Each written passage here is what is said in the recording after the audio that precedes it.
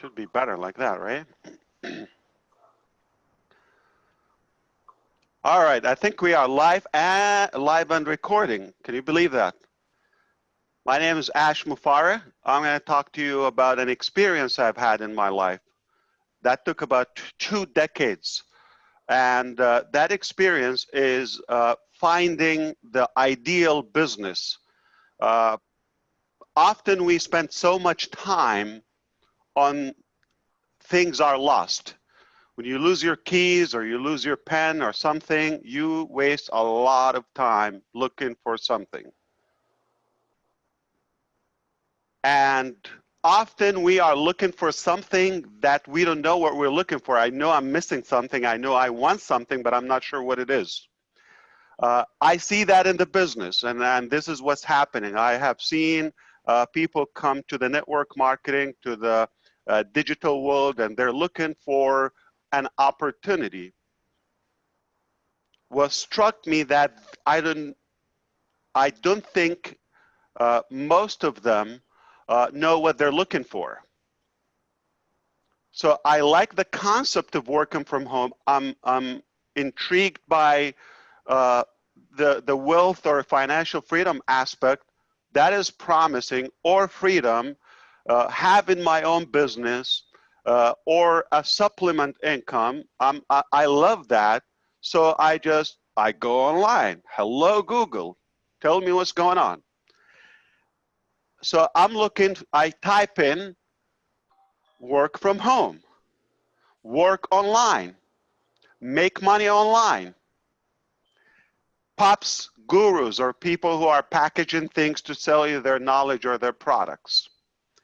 You get hooked. Oh, what a wonderful website, or a great speaker. That's how we get involved. Now, you pay money. In some cases, you lose money, or most cases. And then there is a sense of commitment. You start feeling that I have invested money and time, even if you spent 5 days and $5 US, you start feeling, I already invested, I have a commitment here, I better make it up. So similar to the addiction, whether it's drug or smoke or say with me, alcohol, okay, it's a bad thing. Most people, believe it or not, they get addicted to hopping from one business to another, thinking that the next one is going to make up the previous 1, 2, or 20. How? Addiction is going to only take from you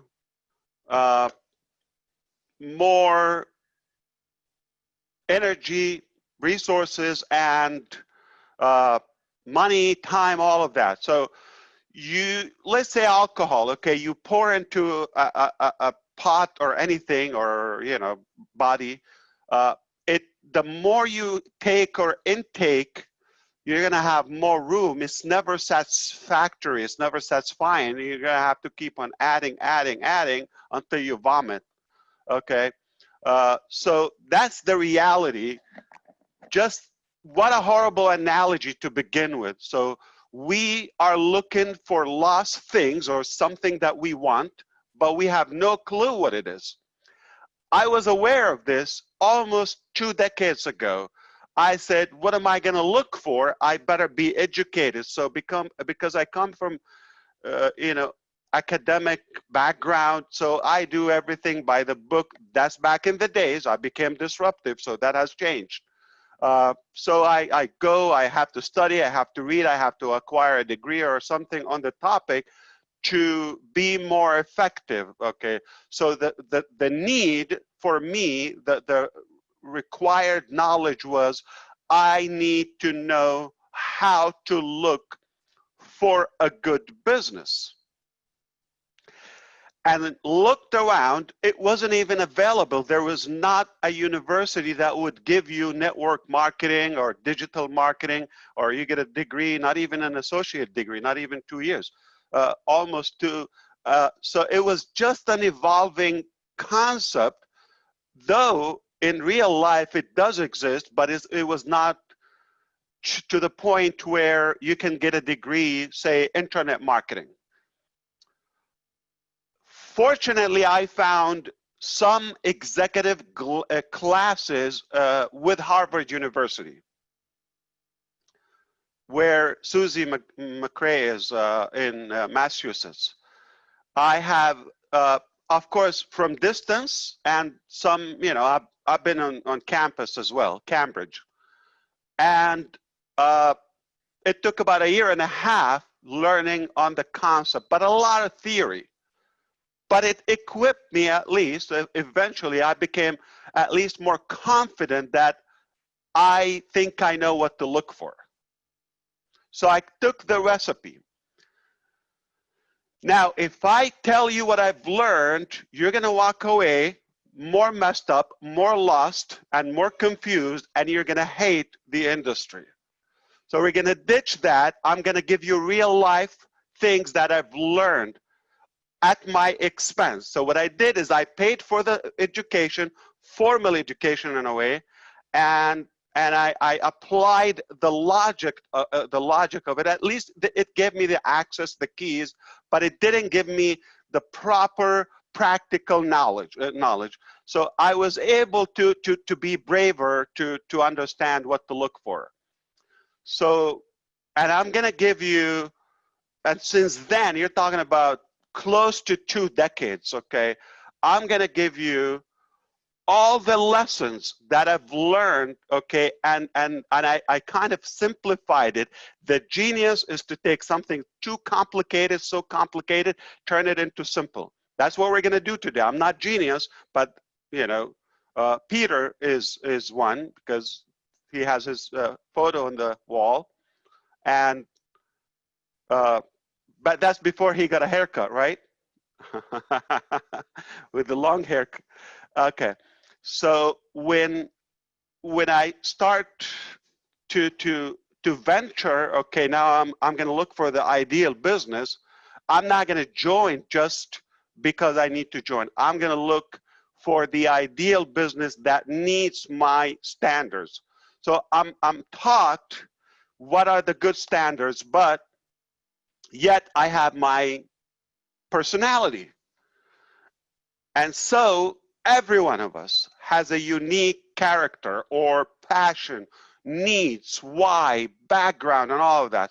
So to be respectful to your intelligence, there's no such a one size fits all, okay? It's what you're looking for, what your personal needs are.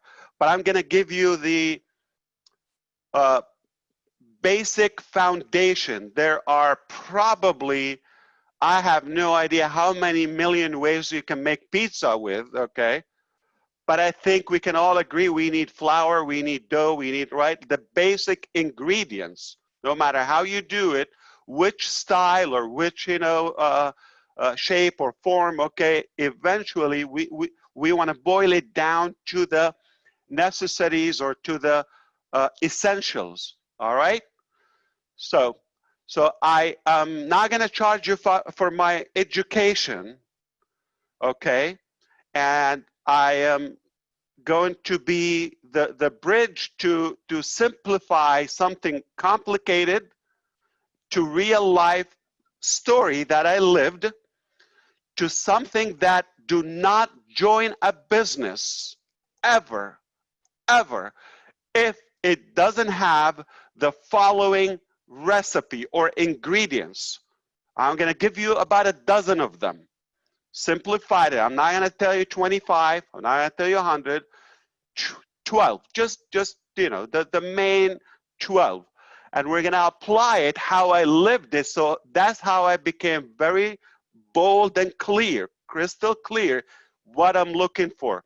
So what I want you to walk away, this is the knowledge or the outcome after I got my knowledge, or in the formal education, on the classes and all of that, the executive education, and in real life. I became equipped that if you give me an offer,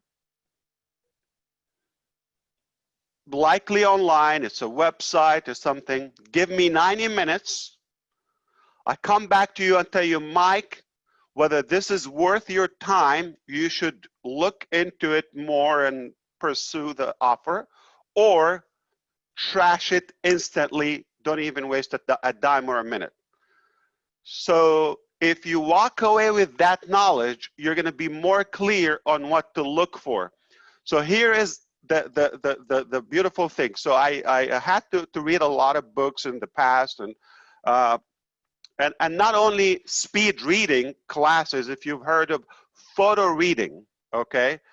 So sometimes I had to have a thick book in programming or technology, or like, I don't know, 400 or 500 pages, and I have to discuss it tomorrow with a team or apply it, or so technically I have a day. So there's no way I can read every word on it. So I need to skim and kind of scan it in my brain. Similarly, I want you to have that clear image in your mind, what a good business should look like, what an ideal business, digital business or online business for that matter, internet business, okay, what does it look like? And when it passes by, that brain is gonna catch that scan. And it was a boom, we got a winner. But if they are just, moving, it doesn't scan. Think of the airports, TSA scanner, okay? So if you got nothing is picking up, okay, you're gonna keep scanning, all right? Or the cashier register at the supermarket, scan, unless like, okay, something beeps, all right, you stop. Well, your brain has to have that clear image. Are you with me so far? Does this sound like exciting knowledge to you? Okay. So that is very simple. We're gonna begin. Number one, if you're writing down, I hope you can write this down, and always, the first thing when you review an offer, is not like who is giving you the offer, or just because Paul is a great speaker, I'm gonna buy into it, or because Arthur Gully is handsome, I'm just gonna, no. You're gonna look at a business as a standalone, okay, with no feelings or emotions. You're gonna review it from a logical, practical, business, scientific view, all right? So you look at it, number one, what do you look at? If I view an offer, number one, you're gonna look for the product. What product does this have to offer, or service? If it's a real business, if it's an honest business, it should have a product or a service to consumers and customers. Now, if immediately you question or you look for a product and you find something such as, I did that before because my friend Trish or Marcus or somebody was doing a good business that is way overpriced, I just followed them and I just didn't put a lot of attention on the product. I'm going to give you an example, okay? And I will burn a lot of bridges today. I'm going to probably put some people in trouble, but I'm going to hold my tongue not to say names, okay? But I have no secrets. If you have a secret, it's something that is troublesome or, troubling. Why? There's no secret, okay? And I'm telling you, I have joined businesses that cost me close to $10,000 without paying much attention to the product. To soon realize, after you pay and you cannot get the money back, to realize it's a bunch of, let's stay clear here and clean, garbage, okay? That's the nicest word I can come up with. And that was hard. So the truth is, you get a bunch of videos about if time will allow, one day I'll give you. I have access to those. Okay, I go to the back office and I show you what the product for a package is. $7,500 US, $3,000, and things like that. And what you will find is a series of yoga or fitness classes that I can find on YouTube. Bunch of coupons that you can find on any website. You look for coupons to get your, batteries, for, I don't know, like 20 cents cheaper. And lots of talk that is not proprietary and not actual value to me, that is just a pile of, we have a product. A made-up product is not a genuine actual product that I can benefit from. So when I did that, I realized this can be, number one, unethical, overpriced, and I wouldn't have any interest or desire to invite or to share this because it doesn't have a product. People are going to feel the same way I felt. As soon as you pay and you have access to the life-changing information, you find it's a bunch of garbage and you want your money back, but it's too late. So I'm not going to do that, so I quit, but it cost me money. So I'm going to save you that money. Do not join anything unless you have a crystal clear knowledge and information about what the product is and you believe it's a real product. The observation here, we have to look at a proprietary product. If you want a good business, we're not looking for an average, mediocre business. We're looking for an ideal, perfect business. Proprietary product. Give me real value. It's consumable, whether I am having commissions from the company or not. I still will use and need that product. The demographic for that product, the market cap for that product, you're going to look at those things. All those are going to, the better the answer is, the better your choice will be, all right? So if it has a narrow niche, I'm going to talk to you now, okay? I have also joined products that they sell CBD and cannabis and hemp, all of that. I have no idea how it became so legal and obvious to talk about selling weed. I'm not going to turn into that. No matter how you do it, I'm not selling weed. Okay, now you twist it and make it complicated. I don't get it, okay? I don't get it. It's weed, made of weed. I'm not going to do that, okay? And other products I have purchased that are for,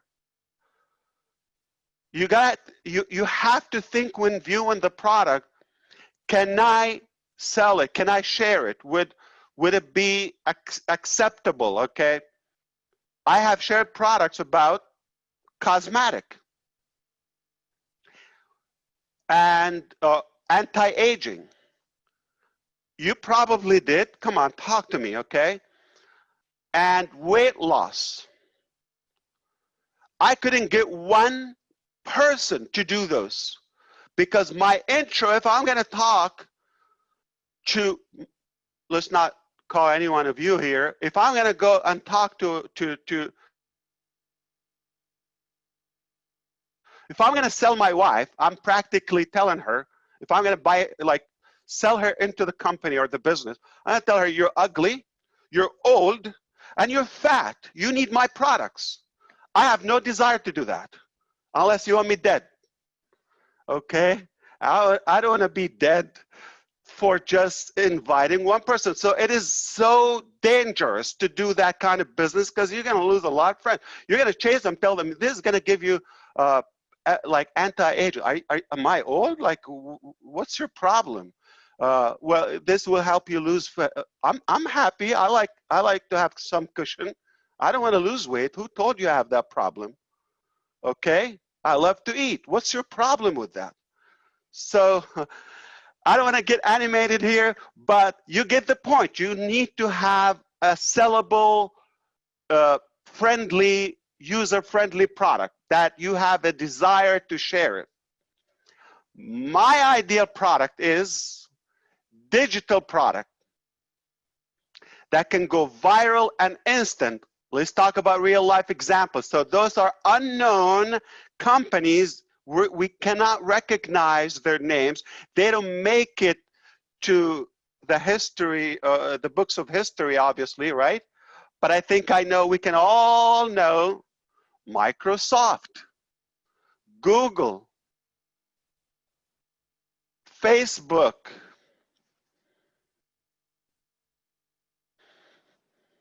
right? Those are what? Or Zoom, digital products. So this is the most critical foundation of any business. So you have to spend enough time on knowing the product. If you do not get good, clear understanding, and if you get somebody who tell you like, don't worry about the product, is okay, you're gonna get paid, or it's a crowdfunding, or that's called a money game. Do not do that. Do not allow. It's illegal, it's unethical, and it's not sustainable. Look for real product. I can go much longer, but I want to balance because we have a few other areas that we want to cover. One thing I'm very passionate about when I review a business, I mean, immediately after I look at the product, immediately, I'm almost like looking at two things at the same time, but it doesn't matter, number 2 and 3. You could arrange them however you like, but I quickly look at the leadership of that business.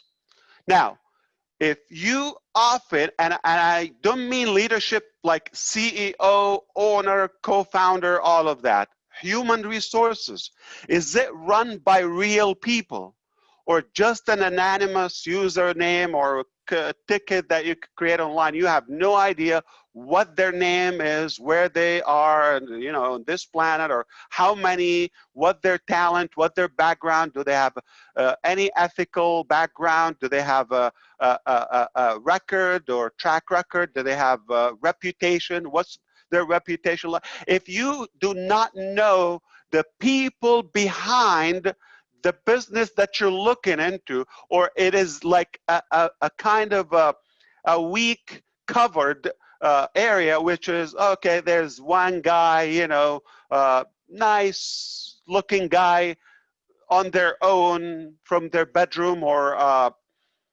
what do you call that?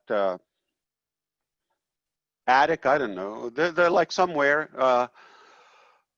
So they are like one person or one man show, and you're expecting to endorse that business and have success with it. So you want to look for leadership quality. Does it have real people that can actually build and provide good product? All right. So this is critical. What do you look for when you look for leadership? Authenticity, transparency. Of course, you want people who have experience, track record. Have they done it before? Are they able? Do they have the ability to lead you to the, you know, promised land? If the blind cannot lead the blind,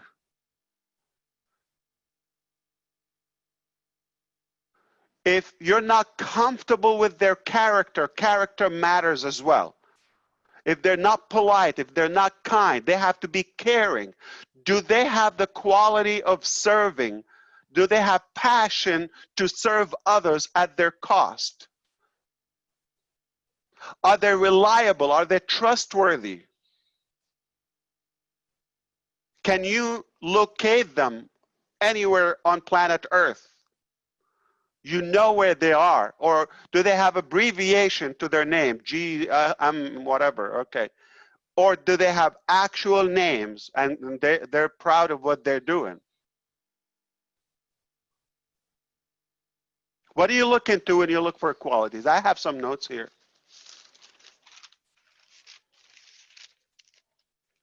Do they really care?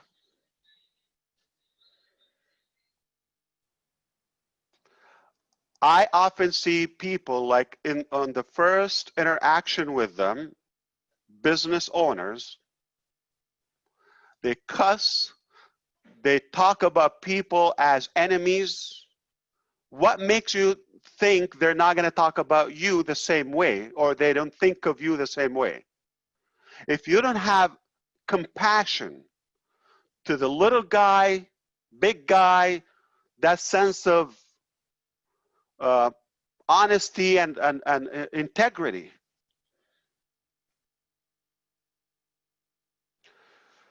I look for leadership because in my life, I know one thing about business. Your business will only grow to the capacity of the leadership. The law of the lid, L-I-D, the cap, the top of this bottle. I'm going to give you this. This is the bottle. I don't know if it's showing good. This is the cap, lid, L-I-D, okay? And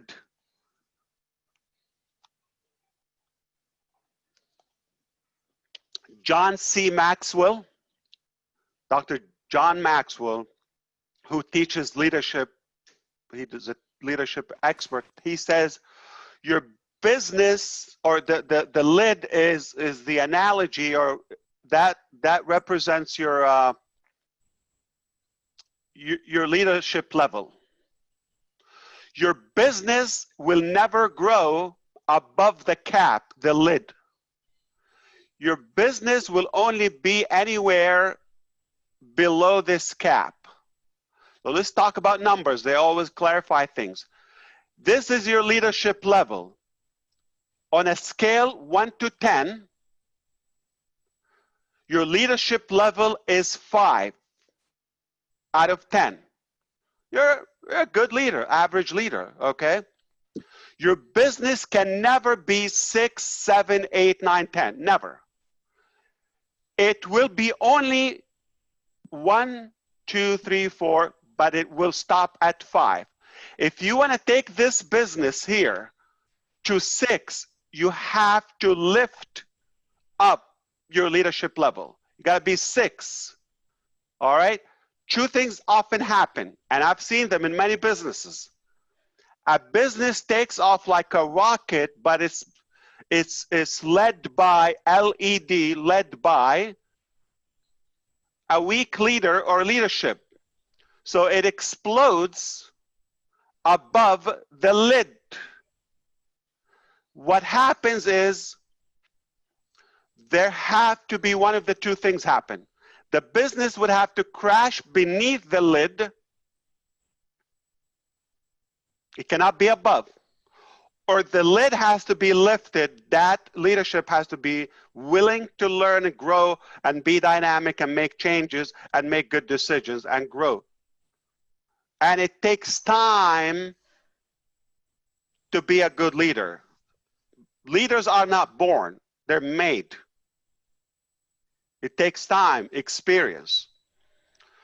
So, if you look at the business view and you see it like, whoa, this is great, but look at the leadership or the human resources. Are they capable? There is another principle I would invite you to look up on Google, Peter Principle. Somebody named Peter found that principle. It's about competence and competence and incompetence. Often people take a good position, but they're incapable, unable, and unfit to deliver that promise and that dream. And lastly, we're going to talk about the bigger the dream, the bigger the team. So if you have a Mount Everest dream so huge, and you have an anthill quality of leadership and human resources behind the project or the business, it's not going to work. It takes leadership to take it to the top. The bigger the dream, the bigger the team, and the bigger the team, the bigger the dream. Your dream is only determined by the quality of the team. The team, basically the people who run the company. All the humans that are around the business. Are you with me so far? All right, make some noise. You're doing good, Ash. Keep it going. So 2 things we have learned so far. We're gonna have to accelerate because sometimes I'm gonna have to like do formal education. You're gonna act like you understand what I'm saying, okay? But you apply it later, you'll get it, okay? So make me feel good and tell me I get it, okay? Now I'm teaching you how to lie. That's not the 3rd quality of a business. Don't lie, all right? Tell me the truth. If you get it, we move on. I've read the same books you have, Ash. I get it. Beautiful. Get it. All right, okay. I get it. I get it. That's what I'm talking about. I want to hear you, okay? I've experienced that. I definitely get it. Okay. Fantastic. And I I've could written it tell, down. I get it, or I get it. Okay. I got it. Okay. So I believe you. We're going to talk about sometimes you can make it the 3rd quality. Okay. So we talked about product. We talked about leadership. But sometimes before I look into the leadership, I run to the math. The pay structure is a key element, is a vital ingredient in any business that you look at. Most people, most audience or followers, they're not good in math. It sounds good. They look at that final digit and it sounds good. Okay, I'll eat, I'll bite. That's not the case. You have to run the math as I'm going to do this for life. Is it rewarding enough? Is it fair? So what do you look for when you look for a pay plan? I immediately look at one thing. I look for what? Residual income. In other words, if I have to work every time I need to get paid, and if I don't work or my performance fluctuates and my income is going to follow that, I immediately walk away. So question number 1, quickly, is it residual income? If the answer is yes, we can talk. Residual income is that type of reoccurring income for one work or sale or membership or something that you do once, but it happens long term, over and over and over and over. Most cases monthly. So if you're telling me like you have to do a binary, you're gonna have to flush, or you have, okay, so number 1, gotta be residual income. If it's not, the conversation is over. Over, immediately. You have to look at something that is unlimited. Unlimited. So if you tell me, okay, you can make up to so and so per month or per week. Not gonna do it. Very simple. When I do something, I do it all the way. I go all in. I'm not gonna have limited energy. I'm not gonna work a little bit and stop. So if my production is unlimited, why would the pay be limited? It's not gonna be limited. If it's limited, quit right away. If it has a figure, that's how much, or it tells you up to, like, no, walk away. I'll give you a real life example. About 4 years ago, great, successful businessman, from Europe. We had a retreat in a nice warm place, 40 people picked from different countries. I was one of them. And we were discussing the next big thing. We're going to do it. We're going to have a marketing strategy. We're forming a new business. It's digital, it's rather global. I was excited. Everything sounds exactly what I like. It's about technology. It's all good. On the final portion of the meeting that took a few places, a few days and sessions, on the final discussion, we were talking about it's a binary. So they were talking about 125,000 euros, by the way, per week. That is your cap, which is astronomical. That you're talking about 500, $500,000 rupees. Okay, you can have that per account. Okay, per account per week. You can have unlimited accounts. And speaking of trust to the leadership, I have paid, it's a binary, so whatever number makes it up to 31 or 32. So it's 1, 2, 4, 8, 16. If you do the math, what was, I think it's 31, okay. So I paid packages roughly 3,500 US dollars. It was like, I think 3,000 euros. I paid for those 31 accounts. I have no access to one account today. Speaking of integrity, okay? So you do the math, 31, 3,500. I paid a big budget. I want to, fill 31 positions like a tree. I'm going to obviously build 2, the bottom 2. And, or the top one, however you play it, okay. And here's what happened. Real life story. I cannot make this up. So we were sitting down, I said, when is your plan? Because I was told from a friend who's a marketer. They're in Onpassive now. And they told me that, oh yeah, it will be changed. That's just the beginning. Okay, the cap. I said, I don't do cap, okay? And they were saying, oh, that will change. And I just brought it up. I said, when? So I didn't say, are you gonna increase or are you gonna lift the cap? So here's the answer from that gentleman, good, handsome, tall, good looking, European millionaire. And the answer was, yeah, when you reach that, we'll come to our location, okay?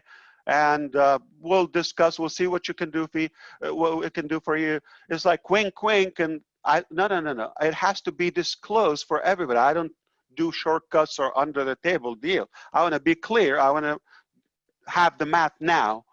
And they didn't give me that, so I kind of pressed him on the spot. He's walking. We're just a couple rows, in a hotel room, and then he said, okay. So I kind of like pressured him, and he lost it a little bit, and he said, well, how much money you want to spend? How many steaks per day can you eat? How many shoes you want to buy? How many cars you want to have? How many? He had it like that. I said, you are not the right person I want to be with.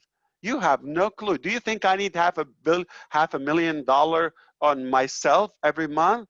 Okay, you're not the right partner, and I'm going to tell you, I am not doing this business. I would like my money back as soon as you can. I already paid it. Half of it was cash in hand, okay, believe it or not. And I said, before you leave back to your country, I would like this money back. I'm no longer endorsing this. I don't believe in it because you have the absolute bad mentality, wrong mentality for leadership. You have no compassion. You think I'm joining just for me? Is what I can do for it. The question is, how many shoes can I buy? A pair of shoes for children in Africa, okay? I mean, Georgie can tell you, okay, or not far from you, not now in Portland, you're good, but in back home, have you seen barefooted children, barefoot, with no shoes? Not for fun, it's not a style, they have no shoes. So statistically, 300 million child in Africa alone, they have no shoes, period. Can you believe that? Can you believe that? So can I buy 300 million shoes with that money? Yeah, there's no money enough to buy that and you know, get them another one in 5-6 months, right? So that was an idiotic, disappointing answer. How many people can I feed with that money? It's not how much can I eat? Yeah, I agree with you, but you definitely have the wrong mentality.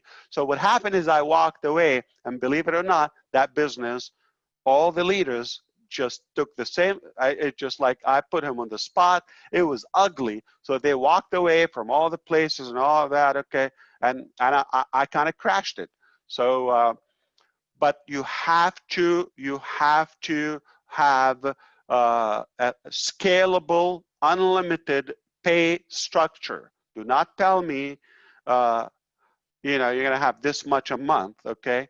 So it has to be fair, it has to be realistic, it has to make sense. It has to be, don't tell me delusional things that you're gonna have to invite the planet population and the animal and the fish and the ocean and all of that to probably make a cycle or get paid like peanuts. It has to be some handsome, you know, pay plan. So look for the residual, look for the unlimited factor, look for something that makes sense, okay?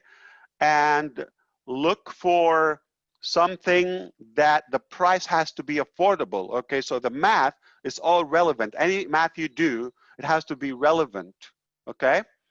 So, and you want something that doesn't get oversaturated over time. So I'm gonna need this amount of people or this amount of sales. Does the market cap match the pay structure? In other words, you tell me I will need to max the pay plan, I need 100,000 people, right?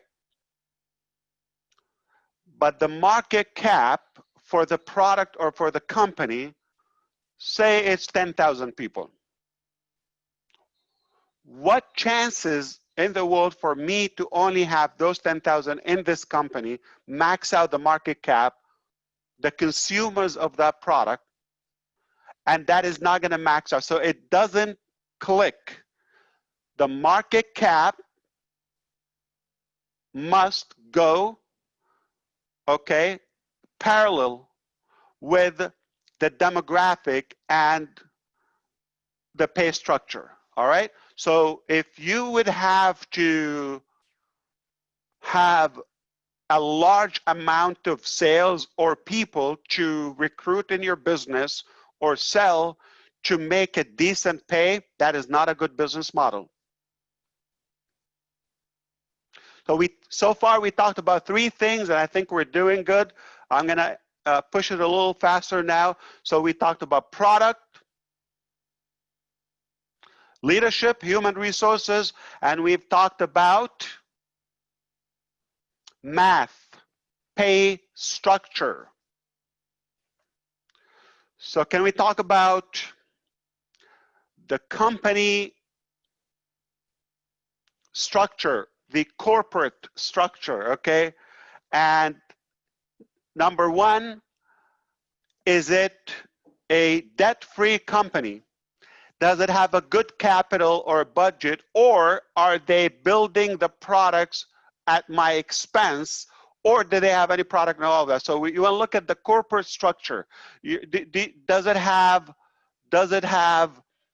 a proper, clear foundation that is with a well-known address, at least mail box? It's okay. But is it, if I want to reach the company, do they have any identity? When you look at a company, go to whois.com, okay? Or GoDaddy.com at the bottom, look for whois, okay? Put the domain name, MartyDeGarmo.com, and if they just bought the domain name yesterday and it expires, you know, in a year, okay, and it's like no security or whatever, look at the domain name package. They're not set for long term. Do they have legal power or representation? Do they have any, are they licensed? Are they in an unknown island, nowhere to be found? Or can you really know where they are and on a well-known country that we all can visit one day? So look at the company identity and the structure. That is critical, all right? So look at that. If you can't find it, meaning it's bad. Because if it's good, it's gonna be right in your face. They're gonna tell you, this is our team, this is our location, okay, this is who we are. You're gonna find that right in your face. So one more thing about the company I look at, are they financially independent? Are they financially capable? Can they run the money? Can they handle the money? Are they small budget? Are they, you know, peanuts budget? Like, okay, are we talking about, are they gonna just get a quick refurbished platform that they just throw us in it that will break up every 5 minutes and say, here, go, live with it, tell the world about this business? I'm not going to tell no one. Do not invite anybody if the company has a small budget and you want to give it your all. You want to really go hard. You want to be in a solid financial foundation, and look for most popular structure. If you look for an independent, okay, or self-funded company, okay, and look for a financially or debt-free company, that they're not borrowing money and or their money, you know, held by a bank or funders, investors, that any time they change the structure and you're off the hook. Don't do that. You want to make sure they're funded generously, whatever it takes. All right? I'm not talking about any business, by the way, so no pressure. I'm using the Marty DeGarmo strategy. No pressure. Take your time. Make your decision. I'm not selling you anything here.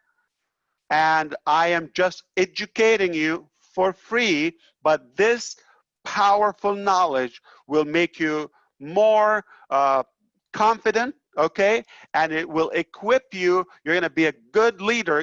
You will be able to differentiate a bogus offer or a worthy offer, okay? After today's session, right now, you're going to walk away. If it doesn't meet up what I'm telling you right now, you're just going to walk away. So I'm going to save you a lot of money, and I'm not charging you for this. So you should be happy for that. Are you happy for what I'm sharing with you so far? Yes, Yes, happy. definitely, definitely. Definitely, yes. So company. One more thing goes about company, and the, you know, the self-funded. I'm going to give you another ugly lie. So I'm telling you not what went well in my experience, and I'm not telling you something I read it in books. Okay, I'm telling you what I went through. I was in a company around 2010. We're talking about leadership and company. Okay, combine the two. The owner of the company was intimidated when I got to a point where, and the owner is from Alabama, Arthur Gully, but he's not from your family. I know that. Okay? Thank God for that. He could have been in prison if it wasn't for my father. It was so ugly. I was getting paid 650 checks, roughly. I'm going to tell you the plan. It was a matrix. It was a 5x5 matrix. So what I did is I bought 5x5, I think 4 levels or something. So combined 4 levels of the is 650. 5 levels would be 3,905. 5x5. Have you heard that before? Do the math. 525, 125. Okay. And 525. So combine them. That's what I bought. I paid for it. I bought them, and we filled those, and I know what I can do. And here's what I did. I gave away those positions to people in my business at my expense, and I start building below them. Now, with that, I still made crazy money, okay? The amount of checks was in the 90s, it was getting close to 100 that made it to me, and they're more than 5 figures. Okay, we're talking about 12,000, 14,000, and they were growing every month because I was killing it. Okay, it just what I did is I did a free marketing system, and I gave it away, and I built multiple income streams at my cost expense, and people were just, you know, having a blast with it. It was affordable. Okay, and that crook one day couldn't sleep. It bugged him so much that I was making more money than him. And I was getting more popularity, which is never my intention, but I had more respect and more that. So he's a narcissist, he's a crook, he's insecure, okay? And one day I checked my back office. How come it's less than yesterday? So immediately I start taking screenshots. Something is going on here. Then I just had 2,500 in the last 24 hours, 2,500 new registrations paid. And with that addition is less than yesterday? What is going on here? I smelled it. Okay, so now I start making videos. I contacted the people I contacted. I said, there's a crime happening in my business. And everybody was monitoring that with me. He didn't know that. So I let him do all the way. He was so idiot that he thought I'm not even seeing that. So how come it was drying out, almost like small numbers left? He didn't get a call from me. He got a call from the scary people that were witnessing that with me. It was ugly, and he was shaking, okay? And I called my dad. I said, okay, my dad, I said, listen, this is the situation. This guy is stealing me. Look what I have been doing. And he's a crook, okay? What do I do? And I said, they're advising me, the dogs, okay, or in a good way, that I should sue him. And this is the million amount of dollar I can go after him. He said the motive for him, that my dad has some wisdom. He said the motive that he did this because of his financial insecurity. So he did it to you because you start, you know, becoming more successful than him. So obviously he doesn't have that. So if you go after that, the answer is known. He doesn't have it. So what? A good exit to him, bankrupt, okay? Bankruptcy. So he told me you can go a year. That's what was the prediction, a year to 3 years. The trial will go, okay? It can go that long, and at the end, he'll just close business and, you know, nothing, I walk away. So I wasted 3 years, no money, and he doesn't have to pay anything, and I'm not solving any issue. He told me, or tonight, you find a different, better, you know, offer that you can trust, but look for the leadership. That was an expensive lesson. I'm telling you, you need to trust the leaders and the company. Another company wasn't financially independent, and I made a mistake with it. And I'm going to have to tell you this, even if it takes longer, but this is some real heavy, costly lessons I'm giving you. Another company, 2012, okay? So those people, okay, one of the key people, okay, was with me and saw my pain exiting from that company. Remember that guy? Okay, the crook. So now the decision, I was in a different business the next day. My dad's advice. So the next 3 years, you don't be no income or out of, you know, budget, and then who knows what's going to happen, or start building that success now, tomorrow, because those people will follow you. They trust you. It was true. There was somebody that took advantage of that. They said, oh yeah, he's horrible. You should have told me. He did the same thing to me. So they played on my weak heart that they went through. Now, she was a lady, okay, with a partner. And they said, well, we can do what he's doing. We can even do more. So because, again, it's not a big product. It's some coupons, it's some travel saving, it's some restaurant.com. I'm telling you factual information, okay? So it's nothing the RX saving, blah, blah, blah, okay. Bogus, nothing proprietary. So it's a bad product. You rush in because you look at the money and it's limited anyway.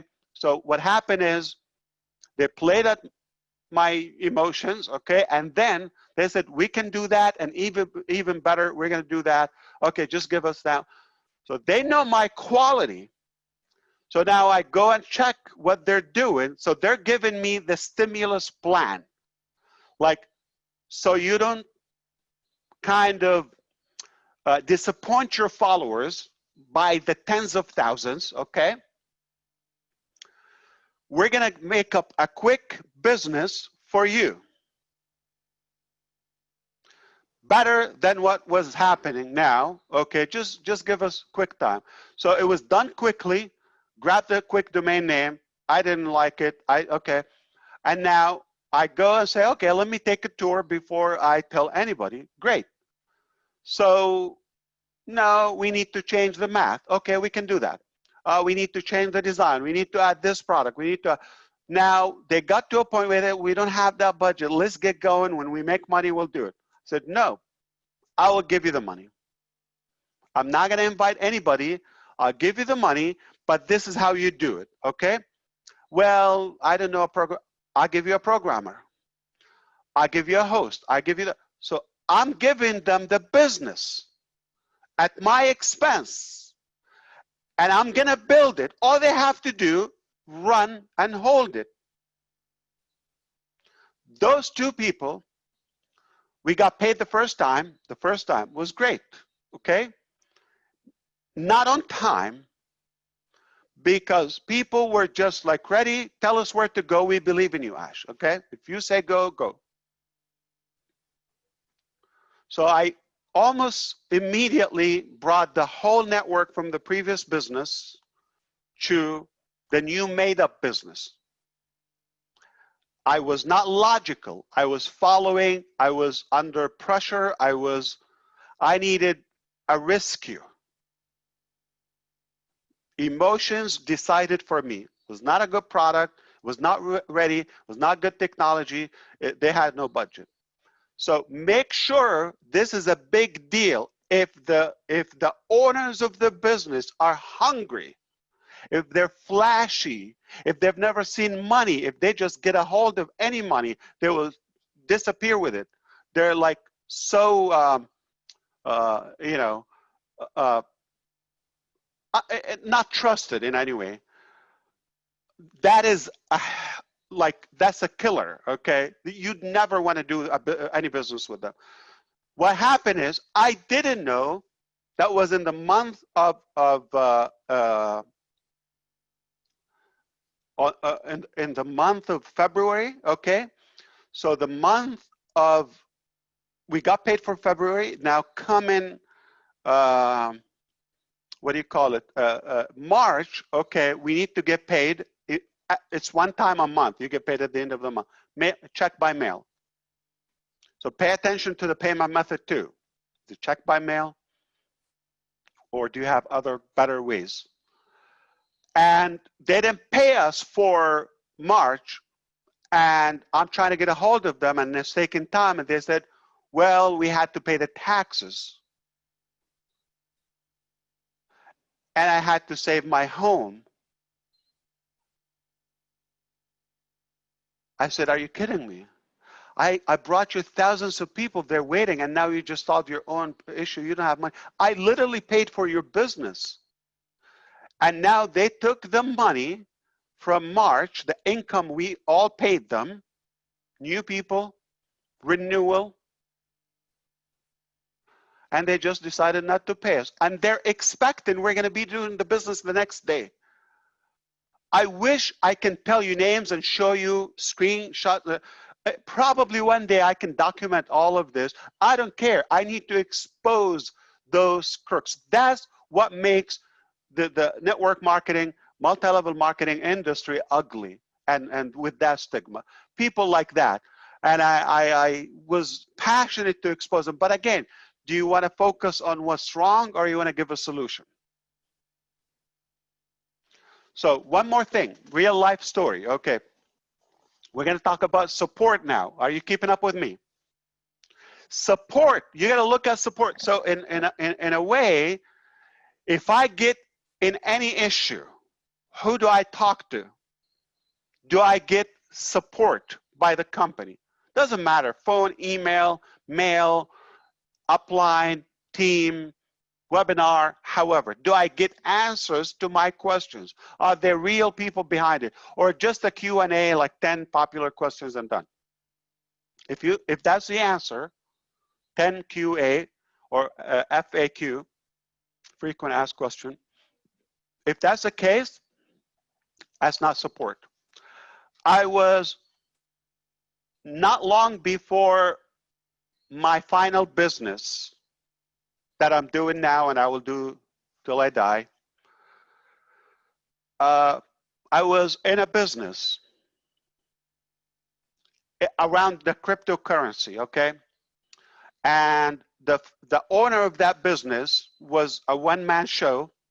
It's a script that they changed the domain name. The script is like the software that runs the network, or the payment and all of that, or the sign up, the application.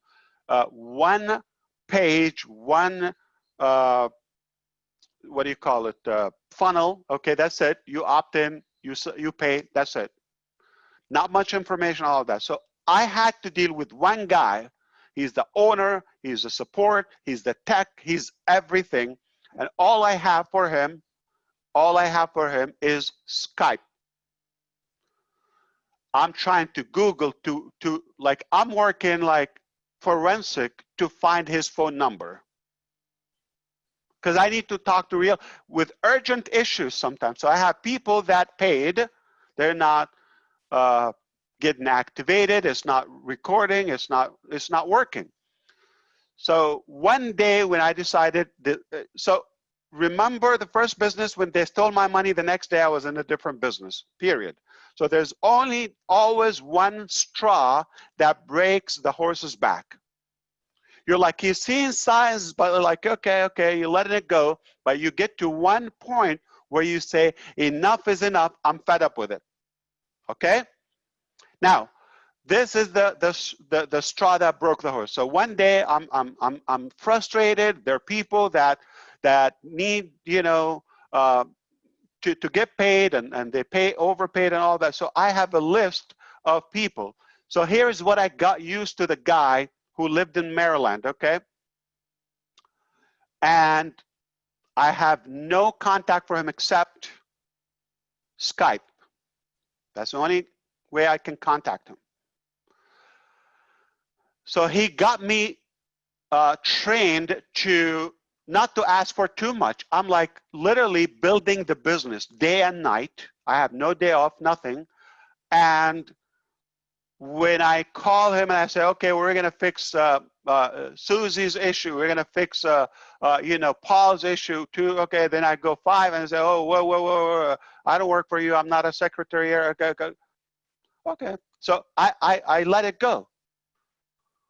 So I got trained. If I have 10 issues, okay, I pick the most critical 3. I cannot solve all of them. I know he's gonna be a pain to me.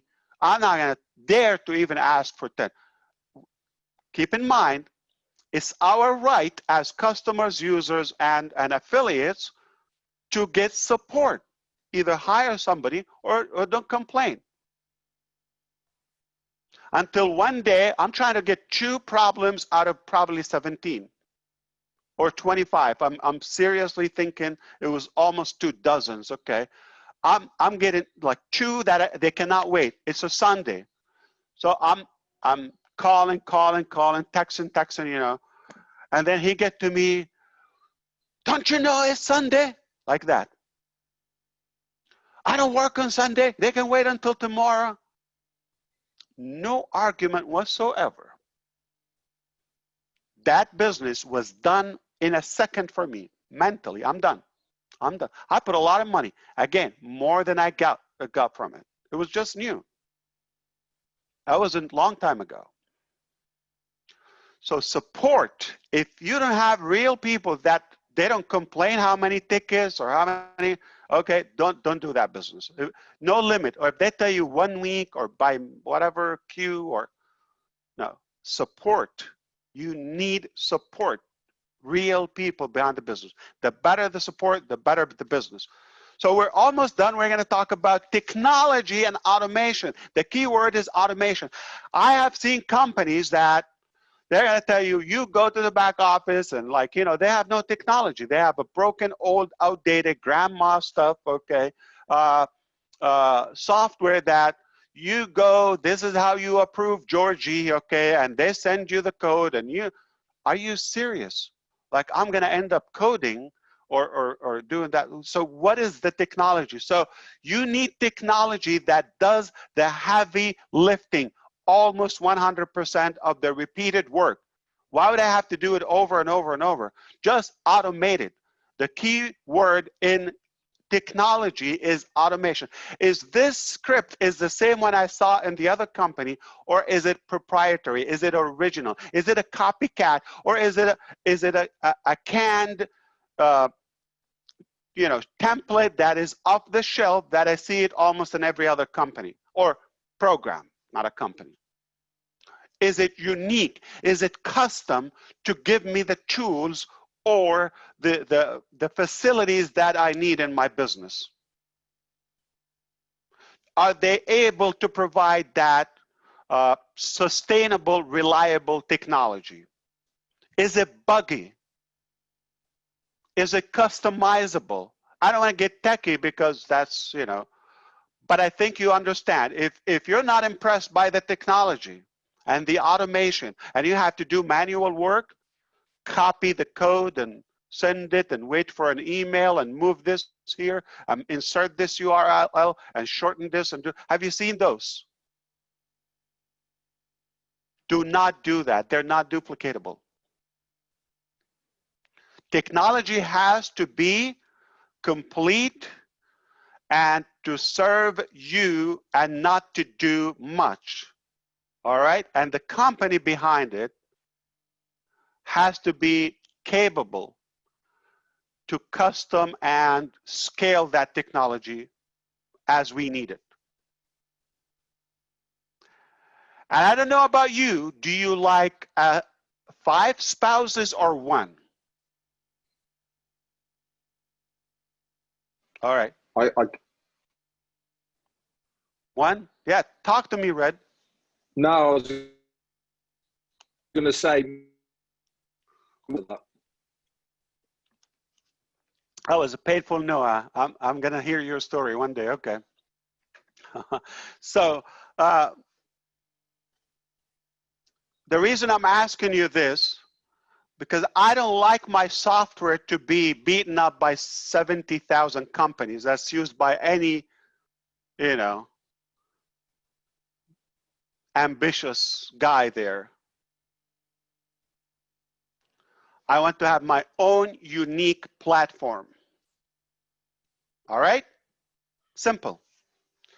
So are we done? How many do we have so far? Can we make them a dozen? Let's call them out. Product, leadership, human resources. Okay, talk to me. Talk to me. Math, company, support, technology. Residual income. Support, corporate. Corporate structure. All right, one big thing. If your business is not global, immediately. If you look at it and say you cannot do this business and so, only available in the United States and Canada or maybe Mexico or so, no. That's not a business. It's gonna have a limited demographic market cap, geographic market cap. You wanna go for a business that is global.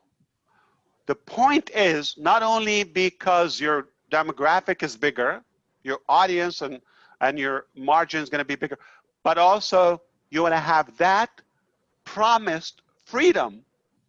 I want to go and have a meal with Red in South Spain, and then the next day I'm going to be in Portland with Georgie, or and I don't want my business to stop. Have we heard about something called technology or internet? Yeah. Why should I have it limited and I can only do it in a certain country? And I know Paul is going to be ecstatic about that business, but I thought, not open in United Kingdom. Okay, you're going to have to go and sign up from Jamaica.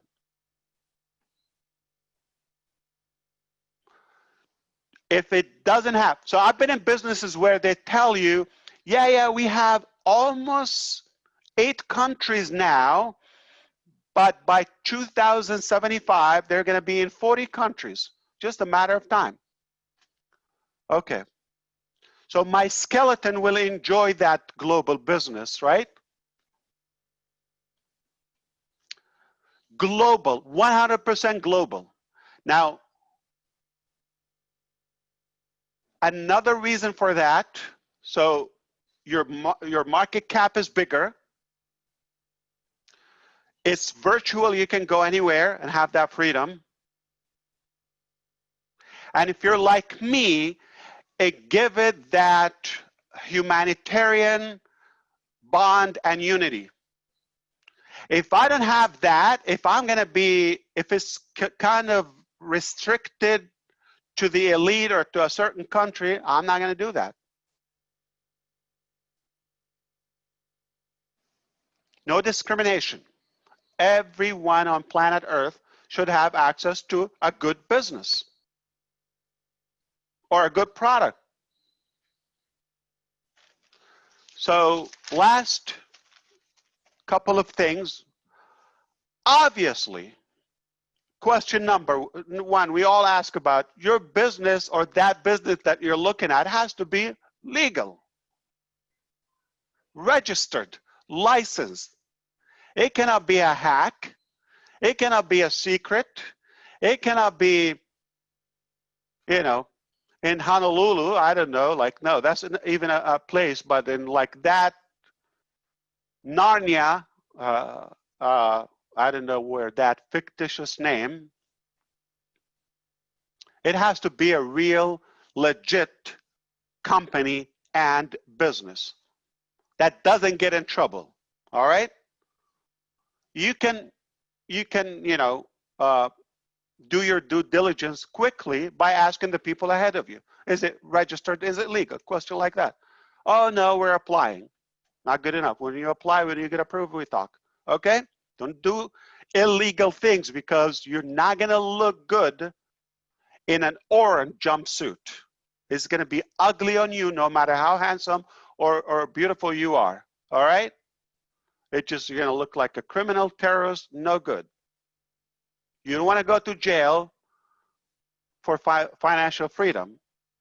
You're after, or personal freedom. You're after freedom, but you end up locked up. Doesn't make sense. So the reputation and the history of the company matters, right? So if they just closed something that didn't work and they changed the name, I have been in those. Same people, essentially the same concept.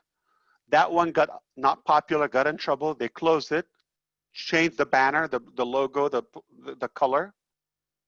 This is a new business. It's the same business. It's not a business, the same game. And only the hamster will run on that wheel.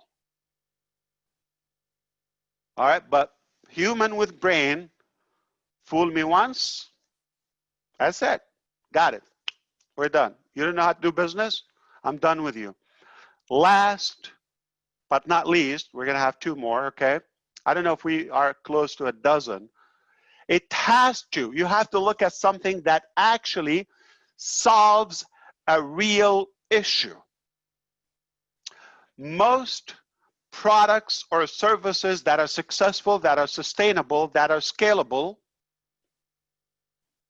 they solve a real issue. They give you a solution to something, whether a way to communicate or a way to get things done. Okay, they have to give you a solution to something is not working right, not a copycat, so that we can have a business. Your product and the business concept has to be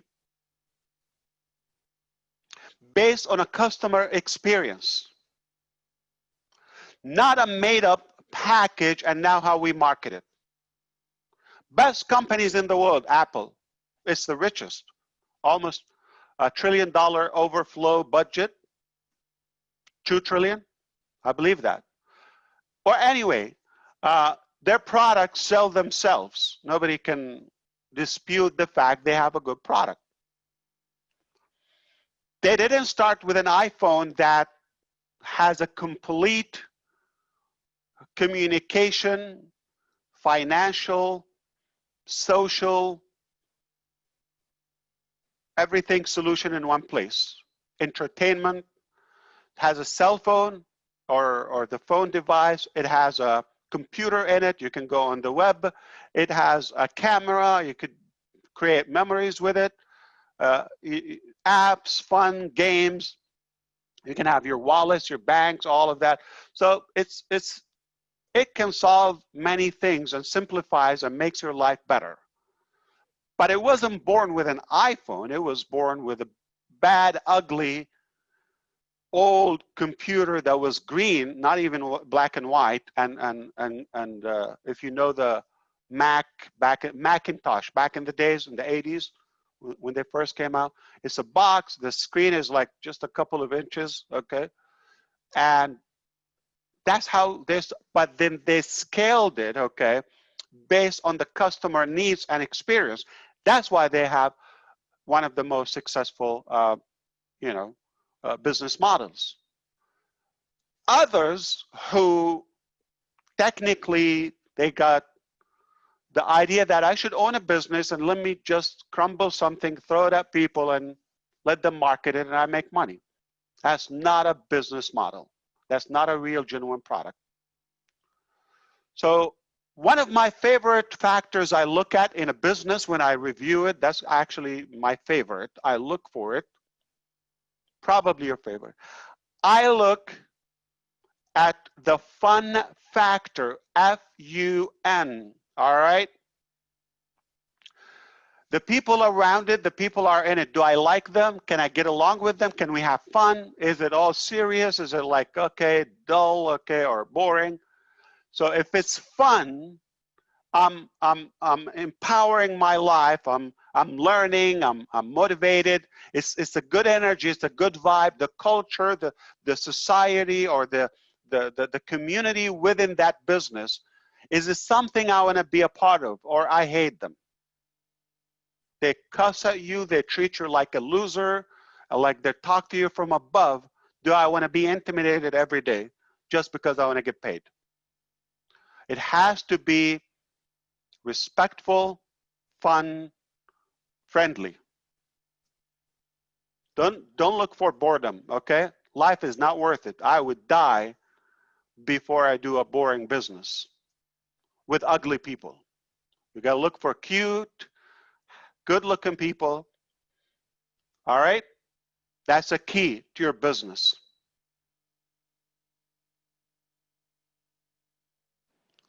So if I told you that if you got that 100% covered, and of course, it's not going to take you that long because now you get better at it. Okay, so you'll be like minutes. You look at, is it legal? Is it registered? Okay, is it unlimited? Like you quickly by like spending half an hour, whatever their presentation or page or okay, or somebody's telling you or a webinar. If you know now what to look for. Now you have a clear image in your brain. You're equipped. If it matches, we got a winner. If do not compromise one of those critical, vital ingredients to any business. Do not compromise. Do not set for less. Do not do copycats. And Tim Sales said 100% success in the people business comes, it takes 200% to be successful in the people business. That's exactly what he said. 100% comes from the people that are doing the business, from you and I, and 100% comes from the company that is given us that business. So as good as as perfect as the company can be, it's only halfway to success. But the people that we attract to the business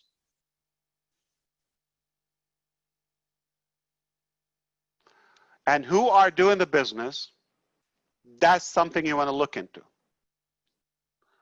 Are they all anonymous? Are they real people? Do they have any background? Do they have any experience? Do they have any heart? Do they have any quality? So you want to look for that, okay? So 100% has to come from the company. So here's the good news for that. You attract who you are and the other way around, okay? If a company is with that quality, it's only going to attract the finest people to do it. So it's going to have the right business model and it's going to have the right people to do it. And that's what makes a perfect business.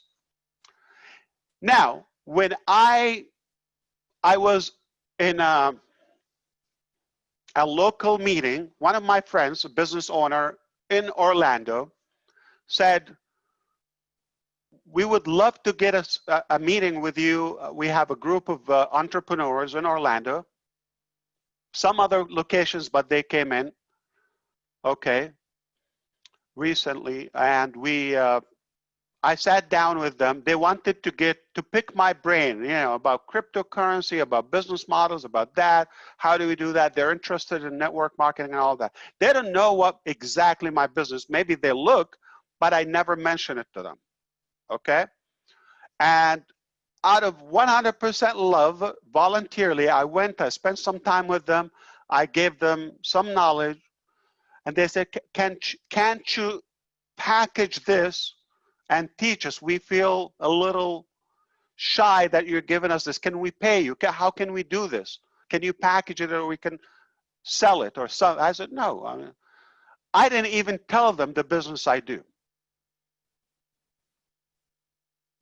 Because you want to make sure your business is so transparent and has integrity that if you're doing your research or due diligence and you can, oh, okay, you will like find the top people or the founders or the owners, they give you their link, or go under this, or go with this guy or this lady, they're better. If they try to play with the structure with you, or if they have a link or a position, like kind of competing against you, they're so insecure they don't know, or greedy that they're not going to make enough money by the business model they made, supposedly.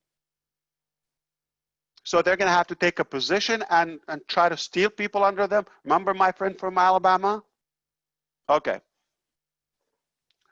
So if you sniff that they have a way to get people under them, not good. I was so clear that I'm not going to give you a business or a link or invite you I get a lot of people come to me. I heard about a business that you're doing, all that. I said, the way you heard, continue. The source that you heard. Somebody told you, or you found it online, okay, from somebody. It's not me. Go with them. Not going to give you a link. I don't have a link. So when I was so clear and I had a few friends or people I do with it, one bishop I have, a friend of mine, we kind of like view things together. He's knowledgeable. I've been around. We pick each other brains, okay, and brainstorm things together. And so one day I said, this is my recipe, and don't show me anything doesn't go with this criteria. Said, I already know that. I know you. So, and that was a while ago. So anybody approached me for the recent years, they would come to me and they say, Ash, I know what you look for. This is a real company. Okay, and it's residual and all that. It go all the list. They say, how many countries are they in? Well, they just opened in the UK now, but they are gonna, so you're gonna have to use a VPN, like kind of cheat or go under the table, sign up from a different country. Don't talk to me again. Okay, about this. Well, then my other lady friend would come to me, Ash, I got the Eureka for you. It's unlimited, it's digital, it's what you like, it's nothing to, you know, no shipment, all of that. It is 100% global and all of that. I say, okay, that sounds very good. Okay, and they go, okay, I say, well, who are the leaders behind it? And I know the guy. How do you want me to trust him again? Fool me once. So then, as you see, my relationship became, or connections became, it became clear to them what I look for. My standards are so crystal clear and bold, they don't come to me and throw anything at me. And sometimes they slip one or two. Guess what? Fewer.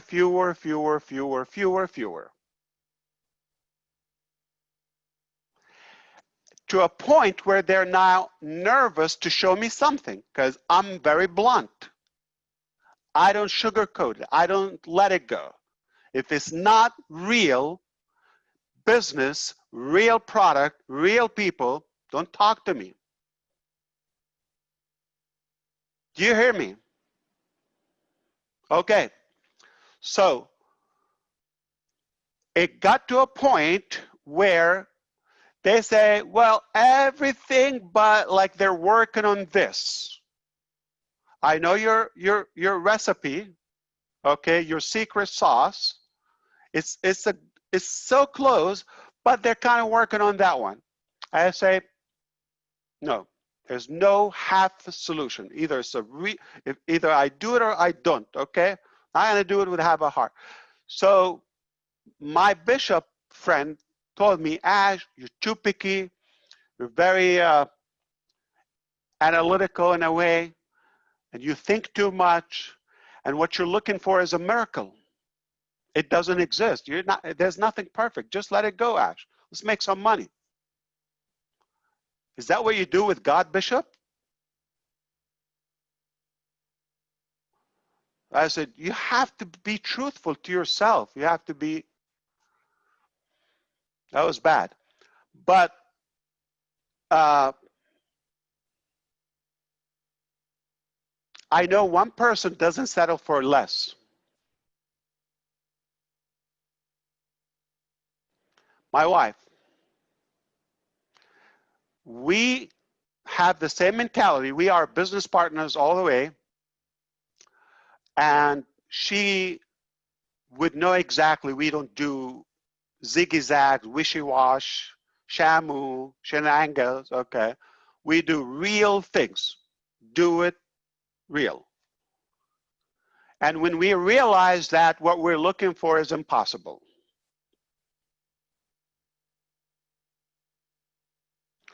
we decided to kind of like sketch, as we have that wand, a magical wand, or we can pretty much make up anything we like. And we said, regardless of the cost, regardless of what it takes or the technology or availability, what is the perfect recipe for a business I will do forever, and it will be all I need, and I don't need to change businesses or lose reputation, and it will meet all of my goals and expectations. And simply we put it down, just what I shared with you, in a nutshell, but we couldn't find it. It didn't exist. So we were left with one choice. If we want to do a business that we're passionate about, that we can pass it to generations, that we can have a legacy, a name, to be proud of it, okay, that we can die for it, the only option was for us to make that business. A couple of years ago, we decided to do something called Onpassive, because we understand the 50% or the half that come from the people who do the business that is not duplicatable, that is not predictable, that is not leveraged, that is, we decided to kind of do it all the way. The business side, the business model, and the work for the individuals who practice that business. In a business called Onpassive, meaning we do all the technology, the company, and people simply piggyback on our success. We knew how to do it, but with the only difference, we want to make sure we replicate it, that it works regardless of anyone's background or ability. No matter how tall their father is, it doesn't matter. How educated, uneducated, how much money they have or they don't have, it doesn't matter. All right? So the only thing that matters, their true desire for success and serving others, not to be greedy, not to be negative. It's a simple requirement we have. And there are enough people, I believe all people on planet Earth, they have somewhat positivity or goodness in them. Even if it didn't show yet, you could be the one to bring it up from them. Okay? It's what you want to bring from the person. Their ugliest part, we all have ugly, I do. Or their best qualities. We need only one thing. I don't need to bring 100 things good in everyone that is listening or seeing this. One good thing. Do you want a real business, a real or a better lifestyle with total peace of mind? Once for good for all. What my bishop friend said, it's a miracle business model. You call it a miracle, you call it perfect, we can do that. So if you go to the business model that Onpassive we applied, we built the technology, it's proprietary, okay, it's a well-known company, it's here to stay, it's very scalable, it has leverage, the pay plan is unlimited, okay, and it's so fair, it's doesn't have complication or qualification or limitation. It doesn't have anything impossible. Everything is possible. If it's good for you, it's possible. And it's all made with pure heart, with pure love to serve humanity, with compassion. It has a meaning. It has a purpose behind it. It's a perfect business model. I guarantee if you cannot succeed with Onpassive, I guarantee you almost have no chance of success online, period. It's a perfect business model that has included the perfect sauce or ingredients or recipe for an ideal business model. It's not easy, okay? It's not quick, but it's possible.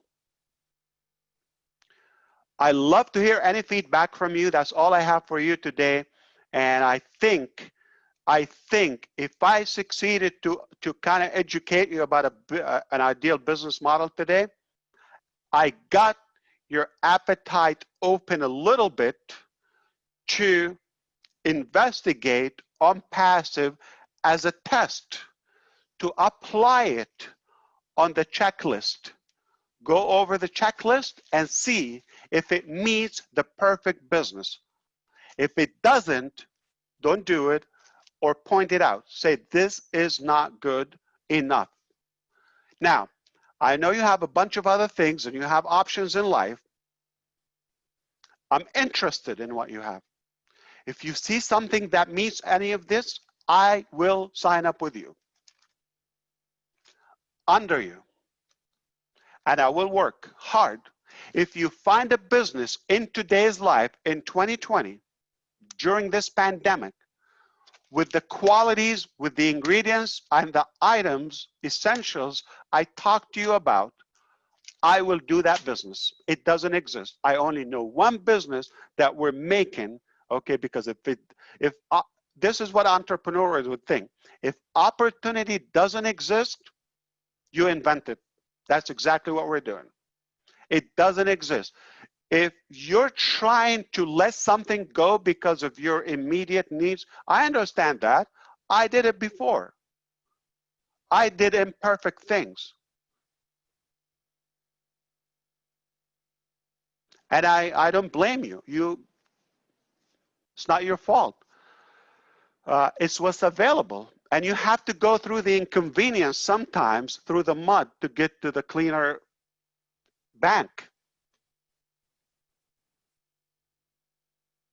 But if there's a better way and you know about it now, do not settle for a copy or for something less.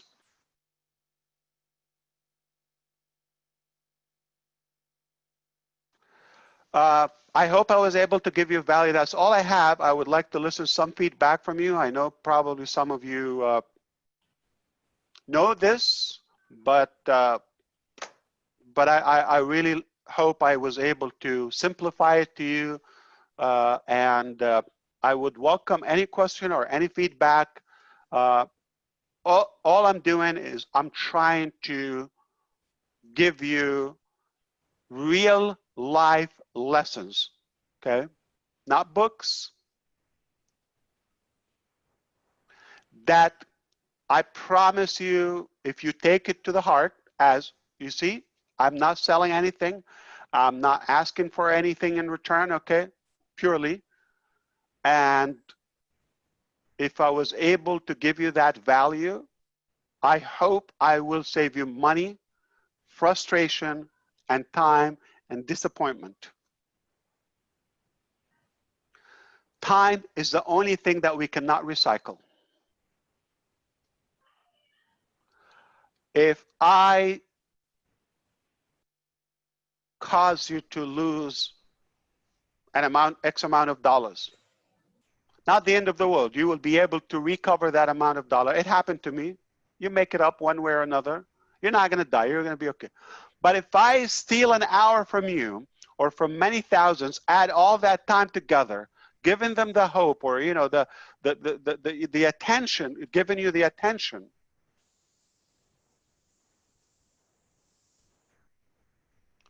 I'm very truthful to you. I am not taking your time. I'm giving you my heart because I know this will benefit you. I will not steal a minute from your time if I didn't think it was worthy. My name is Ash, and I'm your friend, and I would like to hear from you. Fantastic. Thank you, Ash. Fantastic. And Thank you. listen, Thank you, Ash. there's nothing out there, so don't waste your time. I've wasted 15 years looking for something like Onpassive. It's not there. And a lot of people here I know, they've done the same thing. It is not there. I found a home and I'm not going anywhere. You got an Uncle Marty here for life. Ash, I have a business that has all those points, and So I'm remodeling a room for Viviana and her parents. And so I'm wondering if you could help me with that.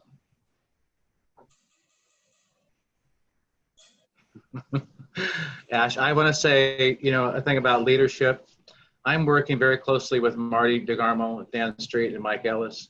And these guys are true servants, and that's why they have such a huge team. They're always there for us. But one of the things that I realized today is they allow us to become leaders. I have been in so many of these things before where they stopped me and my team from coming out and being leaders. And they not only, it's just natural for them to build leaders. And so my hat's off to them. No one is a leader unless they have duplicated themselves and have leaders following them. It takes 2 generations to become a leader. If you're just the only one that is chanting for yourself, you got no influence. Leadership is influence. If you got people who believe in it. I don't know about those guys, Marty DeGarmo and Dan Street, you said, and the other one, Mike, I don't know, but I know everybody here has a good fair share and ability to shine. One of the things that in the early stages when I decided I'm going to make, if this business model doesn't exist, I decided to make it. So one of my friends said, oh, this is so big. Are you sure you're going to make it with this attitude? I'm mocking them up. And I said, we're going to make it. I don't care. Whatever it takes. Do it or die. Okay. If I have that sincere desire, and that's the only thing I can put my name on, whatever it takes. It's unquestionable. Well said. Where there's a will, there's a way. We're going to make it all together. I can't do it. There's again, 1 is too small of a number to create greatness. You need an army of good people or leaders and visionaries. One of the things you want to look into the leadership, okay, because you just mentioned that, if the person I'm following you, I look up to, their vision matches my vision, they don't stretch my vision a little bit more every time I talk to them or interact with them, they're not above me in leadership. I shouldn't follow them. We're trying to figure out our way together randomly. When you look at the leader, they have to have a vision that makes your head spin every time they challenge you. Every time they're unpredictable. They continue to learn and expand their vision. Vision is a key thing. So, and there are enough visionaries in the world, okay, or at least in our business. There's nothing we cannot do together. Nothing. If there's a will, there's a way. You're right, Mike. Arthur, you were just about to say something? I don't know. Oh, yes. Ash, I want to thank you. Of course. For lightening up that, because everything you said, I've experienced every bit of it. All 10 things you talked about. Copycat stuff, I've done it and been scammed. That's why you moved from Alabama? No, not really. I'm getting ready to move again. Maybe the same crook. Who knows? I will have a talk with you, okay? Because I will be in Orlando soon. Yes, indeed.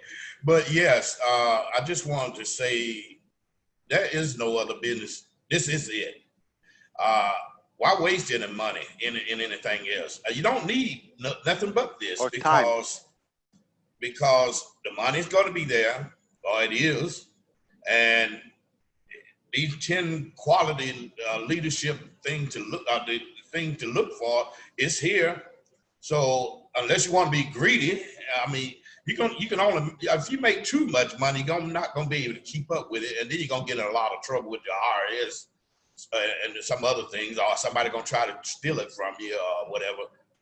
Even though you may have a good cause, but you got to be discreet when you start making a lot of money and be smart about what you're doing with it. And I don't want to be greedy, but I do want to make enough where I can share and give and give back, lift up those people that are unfortunate, you know, that just need that boost. And like I said, you don't need anything else but Onpassive. That's what I'm waiting for. I'm not wasting any money and anything else. So how many shoes are you going to buy, and how many steaks and potato are you going to eat every day? Well, I'm going to eat as much as I can, but I want to make sure there's enough to share with everybody that I can reach that's willing to listen. You know, you can take the horse to the water, and it's up to them to drink. And a lot of people will not drink no matter what you do. But it's all about, okay, it's here, you grab it. If you don't want it, no problem. I'm moving to the next person. And I really appreciate this, and I love everybody here. We all are family, in it to win it. We live by that motto. It's been proven. I'm a type of person that will give all I have. I've had people in other teams that calls me, and I help them. There are new people that coming in, may not understand things. I've been doing this for a long time, so I know what we have here. And it's not confusing. It's simple. But if you don't know and haven't experienced anything, yes, you won't know anything. But if you listen to what we say, come into our group, the best group we have is Onpassive Nation. Now, I'm not bragging on us, but I mean, there are other groups, but they're doing what they can. But my thing is this: pay attention to what we tell you, and we'll guide you. We got everything you need. That's enough. You can't get it, but no better than that. And that's all I have. I'm just excited. I'm fired up. I'm ready. Thank you all. Hey, I've got a story. I've got a Susie, story. yes, please tell us. Hey, thanks. Hey, Arthur. hey. Hey, hey. Hey, So hey, I'm gonna McCray. hey, McCray. I'm gonna tell a little analogy. I had a corporate career for a major supermarket for 25 years. I did all their technology training. Then I moved into healthcare and human resources, like you spoke so eloquently about, Ash. And I have a wonderful mentor who was my VP. And he used to always say to me, no structure, no fulfillment. And we were working for an organization that had no structure. And this was our saying. He says, we're running around like jackasses trying to win a horse race. You know, because no matter what we were doing wasn't making it any better. So way back in the 90s, I was introduced to network marketing, and I saw the vision, but I didn't do much with it. 5 years ago, I started taking some products that I really fell in love with and did the business, but I always felt like a jackass trying to win a horse race and spinning my wheels. And Marty DeGarmo says it so well about this. And this is how I feel about Onpassive, is we're getting ready for that horse race and we're on Secretariat. And for those of you watching this who have never seen him win the Triple Crown, my dad in 1973, my dad's 93 years old, he was at the Belmont watching history be made. And I encourage everyone to go watch that horse race, because Secretariat was this far ahead of everybody in the race. And so all those things you spoke about, Ash, tonight, that's Secretariat, that's Onpassive. We are so way ahead of the curve with everything that you have developed for us. So I encourage everyone, think like Marty says, we're on Secretariat and we're going to win that race. We will, yes, I just indeed. wanted to share that. Thank you. Yes. Thank you for allowing me to be on tonight. I appreciate it. No, thank you. And thank you, everybody in Onpassive Nation. And I do agree with Arthur Gully. Again, we attract who we are. And this is a perfect example of the quality of the people we have. It's all about human power. Everything falls and rises upon the leadership. Everything, okay? What we do. Hey, Ash. what we will do is only upon our leadership capacity. And if there is a team that I get motivated more or more energetic when I'm surrounded by, is Onpassive Nation. That's a good model where they bring the best of me. I get, I want to give them my, so that's how we raise the bar. If you're not raising the bar constantly, it's going to get old and outdated. Our product, our business model always have to be updated and current, and I know what we're doing is actually futuristic. Okay, so Red, if you see that there is a lack or something, and I mean it, okay, that an area that we can still apply to the Onpassive model from the ideal business that we just learned, let's bring it up. Or if you want to add another ingredient that we can always yeah, I've got a really good important thing to say to all Please. of the founding members here at the moment. Now, as you well know, Ash, I've been with Onpassive now before Onpassive was a name, back in September of 2018. And I was on one of your first webinars, and I was completely hooked by your vision, very similar to what you've told us today. But the one thing I want to tell all of the founders here today is it doesn't matter how many personal founders you have under your belt. Now, myself personally, myself and Peter Rogers came in to Onpassive at the same time. We've been steadily building a very big team. Myself personally, I've only got 8 personally founders to my name. Now, what I'm trying to say to all of the founders out here now is the amount of personal founders you have has no bearing whatsoever on the size of the team that you can build. What is more important is the amount of help and guidance you give to the people who are in your team and below. That is the thing that is more important than anything. And what GoFounders is all about is the more that you help anybody else, the more that you gain and they all gain themselves. Obviously, we are all doing it for a reason. Not only do we want to do it to help as many people as possible, but we want to do it for a financial value as well. But your financial value is different to my financial value. But the one thing we should all remember is it does not matter how fortunate you are than others, but it's far better and beneficial to build a longer table than a bigger wall. And that's what Onpassive is all about. You are there to help as many people as possible. Obviously, we want to be financially secure to ourselves and our families first, but then after that, surely we should be then helping as many people as possible. And that is the ethos of what Onpassive is all about, helping each other, and we all win. That's all I've got to say now, Ash. Cheers, mate. Cheers. Hey, I've been Chandra, working on the same thing. I'm good, boss. I'm good. I'm working on the same criteria and the same structure. I got personally 9 founders under me, but now whatever I'm bringing, I'm giving up to my downlines. Like, they are happy. Like, this is your happiness. Take it, man. It's all yours. It's all mine.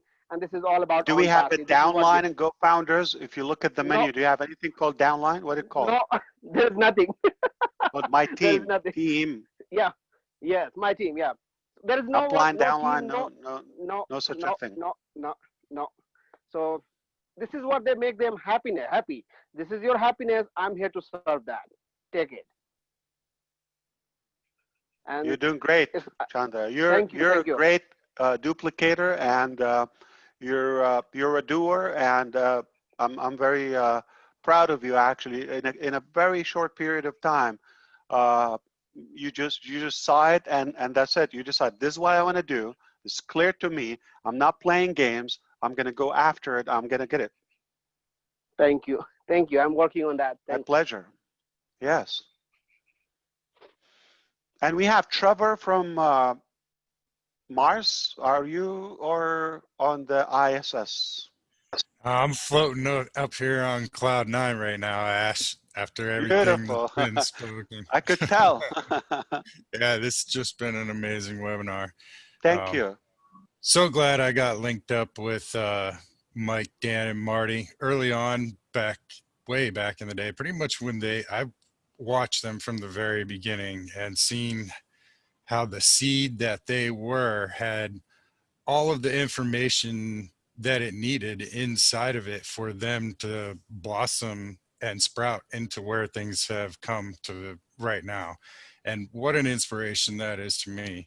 Beautiful. So much so that I actually started my own group. Looking at that team summary, I saw there's 100 people. Well, I guess it's time to stand up and be a leader and lead. So that's exactly why I'm here, to learn. Marty, thank you. Yep. And there's a philosophy that I want to kind of share with everyone in Onpassive. And I've been kind of texting it. And that's BOSTOW Onpassive. BOSTOW Onpassive. And that means be of service to others with Onpassive. And I'll Love leave it it. at that. Thank you. Thank you. Dan Street is going to surprise everybody. He's a special guest today, and he's going to tell you where is the ideal business model that we should all join today. You found it? Onpassive. All the way. All the way. Well, I'll tell you, I'll just interject one quick thing here. I have writer's cramp because I was taking so many notes today. I have 3 pages of notes, and I'm going to type it up. And but one of the things you talked about right at the very end there is the desire and success to serve others. And I think that all of us here as founders, you hear it with everybody here, that we all have that desire and to help that 97% that always failed in all the other opportunities they've been involved with. So we want to bring out the best qualities of every person here. And I think that we've seen this, Marty, Mike, and I have seen this with all of the founders that we've had the opportunity to get to know and bring into this business. Wow, how they've become leaders and how they've just developed a passion for this business, a passion to share, has been incredible. So thank you. This was an amazing webinar, and I just thank you from the bottom of my heart, Ash. Thank you all. Thank you, actually. You're making this happen, and it's a mutual benefit for all of us. I know Viviana was trying to say something. I don't know which ingredient that got your attention the most out of the dozen or so that we have covered. I'm just in awe with this whole thing. I really am. I mean, Ash, you've created nothing new, truth or false. No, it's true. Nothing, you haven't created anything new. And I told you, I'm not going to teach you anything new, but I'm going to kind of package it. But your massive vision is just unbelievable. And to be able to share it with all of us and become business partners with you, that's where the excitement is knowing where this company is going. And we, I just want to thank you for that. We're going to visit Peters at the top. Trevor, I mean. Trevor Peters. Yeah, what's up, Ash? That's how we're going. I'm in, yeah, come up here. Join it. The air is nice. Orbit. To the air orbit, yeah. All right, Mr. Sean Cyrus from Canada. How you doing, brother? You're looking good and bright.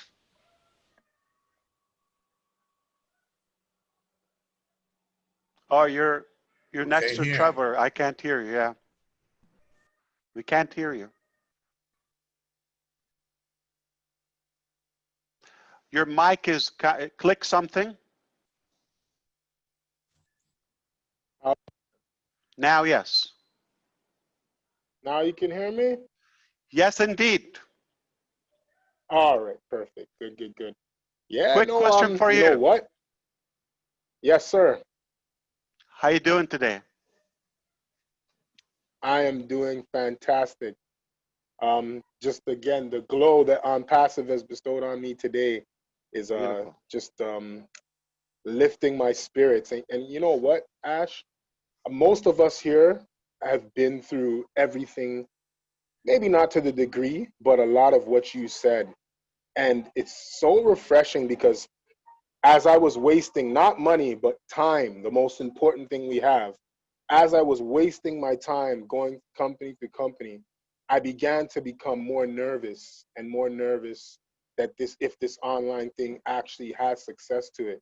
Because with every company, I noticed everything you said was happening in a different way, or one of those things were happening with exactly the way you described it, exactly, whether it was deception, whether You were someone was messing sweeping with your under the money. rug. You knew it's not the right way, Exactly. but you just let it Right. go. But then again, We did it. well, exactly, when you look your kids in the eyes and when you have the why and you just want to do better for yourself, you know, there's a lot of things we overlook. But again, I wanted to thank you for giving us the muscle. Onpassive gives us the muscle, backed with the confidence to know that what we're doing is headed in the right direction. So that's priceless. Gold can't buy it. So God bless you and God bless Onpassive and everybody here, man. Well said. Well said. Thank you, Sean. And I think I got two nuggets from you now. Number one, I want to kind of like say that I was open to the idea of failing. I knew, remember I told you there's not one secret way, and I tell you, this is it, and that, okay. Right. It's a style, okay, and it can vary. You have to be dynamic, especially in the technology or the digital world or arena. It has to be very moving. And you cannot say, this is it, it will fit you, it's going to work 10 years from now. No, the model has to be, again, dynamic, scalable, renewable, okay? And I was open. I think I realized there's no way that the knowledge wasn't there.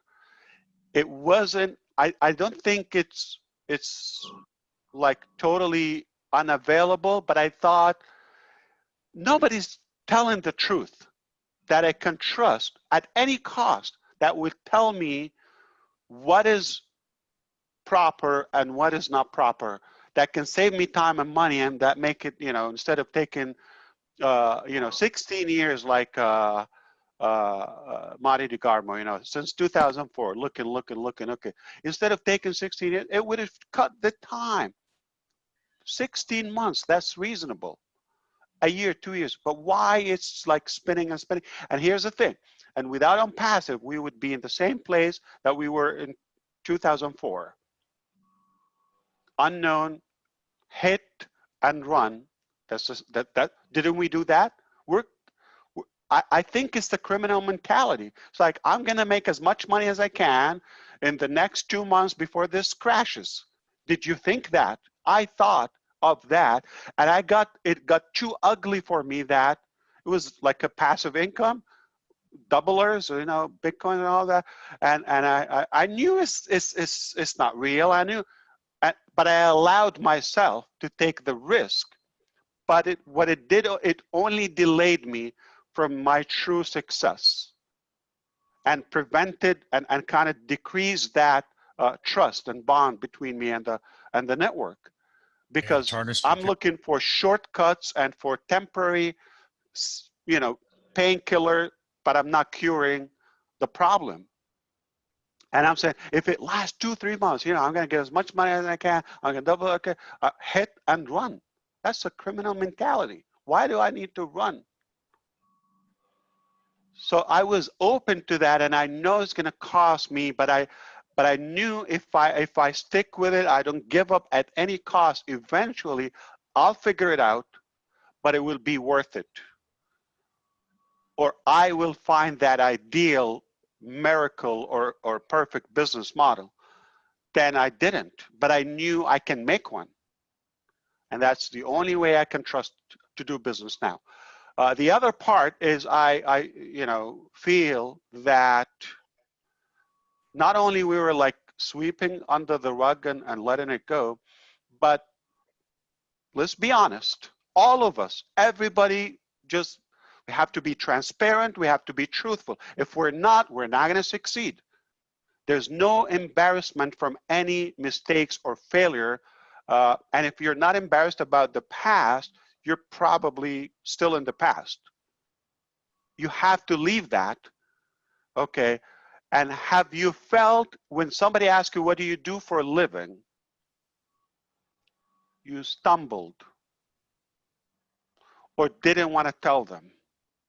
And they thought you're doing something illegal or something wrong. You were not confident enough to tell them that. Or if I was with my wife, we're both sitting together, we do the same thing, and somebody would ask us on a table, dinner or something, what do you do for a living? And we both give 2 different answers at the same time. I call the company product, oh, we're like doing that. We're you know, this company, or she would say network marketers and internet marketers, different things. And, oh, you're like recruiters, or so we get that insecurity or low confidence when you tell us what are you doing. Now, when you're reviewing a business, okay, make sure when Sean is going to ask me, what are you doing, Brother Ash? If I don't glow to tell you about that business, if I don't feel I'm going to be proud, I'm not going to shut up. You cannot contain me, okay?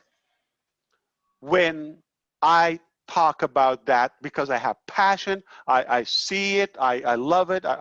If it's not that, if again, the fun factor, if I don't have that connection with the business, why would I do it in the first place? Why would I want to put myself in a position that I'll be embarrassed every day? Because you're going to see people there ask you, what you do? Do something that you can be proud of, and you are not going to be shy to tell the world that I am in it, doing it. I am a founder of Onpassive. You cannot top that. Anyone was planning to talk and didn't get a chance? Peter Rogers, Paul, again, I love hearing from you, and I don't come here specifically to hear me, okay? It's an excuse, it's a chance, it's a trap or a bait that I can get some of you to talk to me. You're ignoring me. No, I'm listening to everybody else and taking in what everybody else has said, Ash, and I really want to thank you what you shared with us today. Absolutely phenomenal stuff, and what you've said really is basically some of the things you've said is what I've actually been through as well.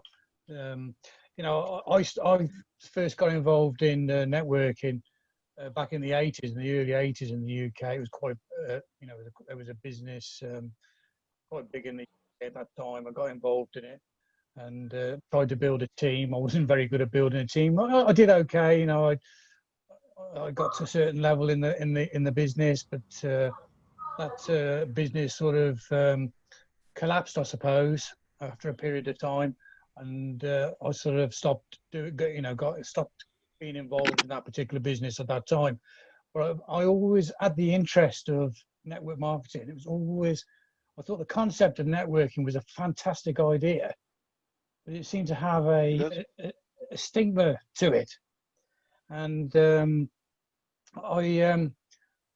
I said, it stuck in my mind for years, really. And within that time, from the 80s, I got involved. I've always sort of been an entrepreneur. I've had my own businesses. I've been pretty successful in my own businesses, but they've been conventional business, nothing to do with internet marketing or anything like that. And going back some time back, you know, only about 2 years ago, I kept on seeing sort of adverts for Bitcoin and things like that. And obviously I'd heard about Bitcoin, but not really understood the principle about Bitcoin and what was involved with it. And I knew Red. He used to be on the Facebook, and he was promoting Bitcoin. So it gave me an opportunity. I hadn't spoken to Red for a couple of years, to be honest. And I just texted him. I said, Red, can you explain to me about Bitcoin? And he shared with me the principles about, obviously, this Bitcoin and how it worked. And there was, again, a network marketing sort of business. and it sort of got my interest back up involved with it, and I decided to go and look at it a little bit more. And while I was involved with that, I actually met Marty DeGarmo. I actually Marty was involved in it as well, and he got involved in other networking business, and he was a very good teacher, and he was actually teaching the teacher that was trying to teach us. And I was sort of going back with Marty, saying, Marty, can you explain this to me? Can you help me share, how you do this and how you do that? I seemed to learn more from Marty than I did from the person that was, at the time trying to show us how to do what we were doing. And obviously I met Dan Street and Mike through that business as well. And we became friends through the business. And I suppose over a period of time, I lost interest in that business that we were actually doing together at that time. It wasn't because I lost interest, it was the person I was working with was charging us a fee every month, and I just felt that I wasn't getting the value for the fee that I was paying.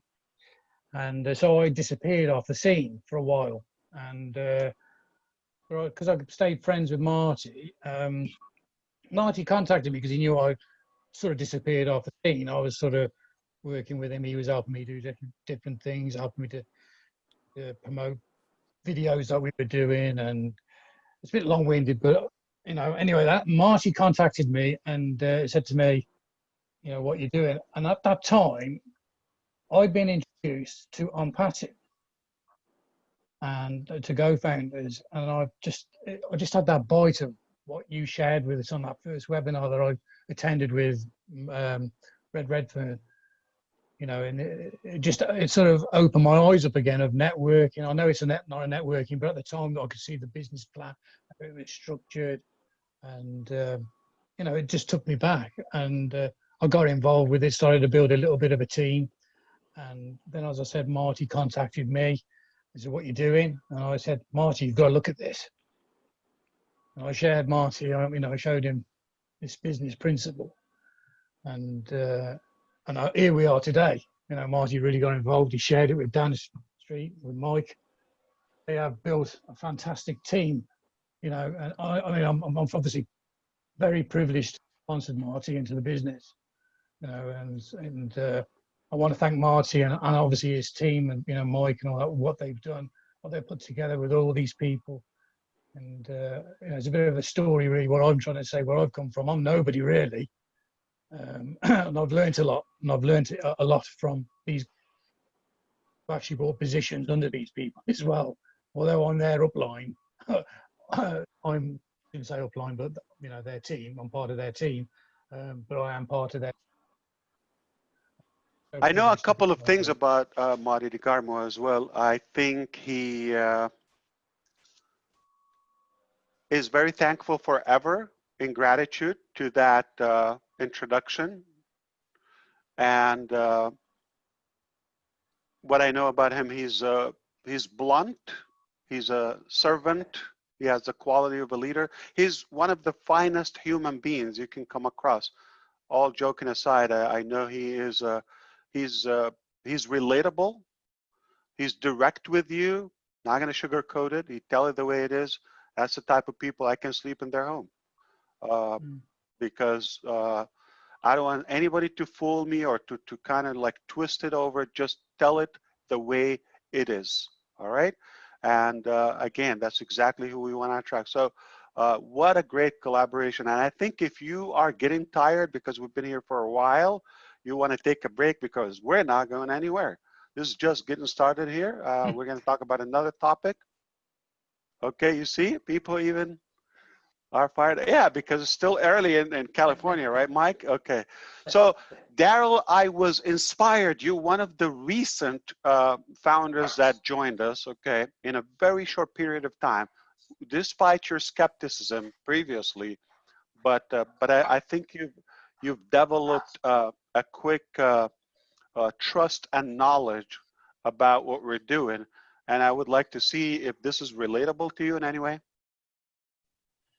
Well, Very relatable, Ash, and thank you again for the opportunity to listen to the knowledge and the experience that you've had in this business. And I was an educator for 24 years, and all through those years, I've been very blessed. And I've always wanted to have an opportunity to give an equalizer to anybody to have the same things I've had. And over those years, everything that I tried to show, Joe couldn't, or Susie could, and this couldn't, he could. And it was all through my career, as well as trying to build an online business. I mean, I don't need sleep. I could run the miles, run the miles, run the miles. I can't duplicate that. I could tell people what I was doing, or I could find a niche that would help me. Can't duplicate that.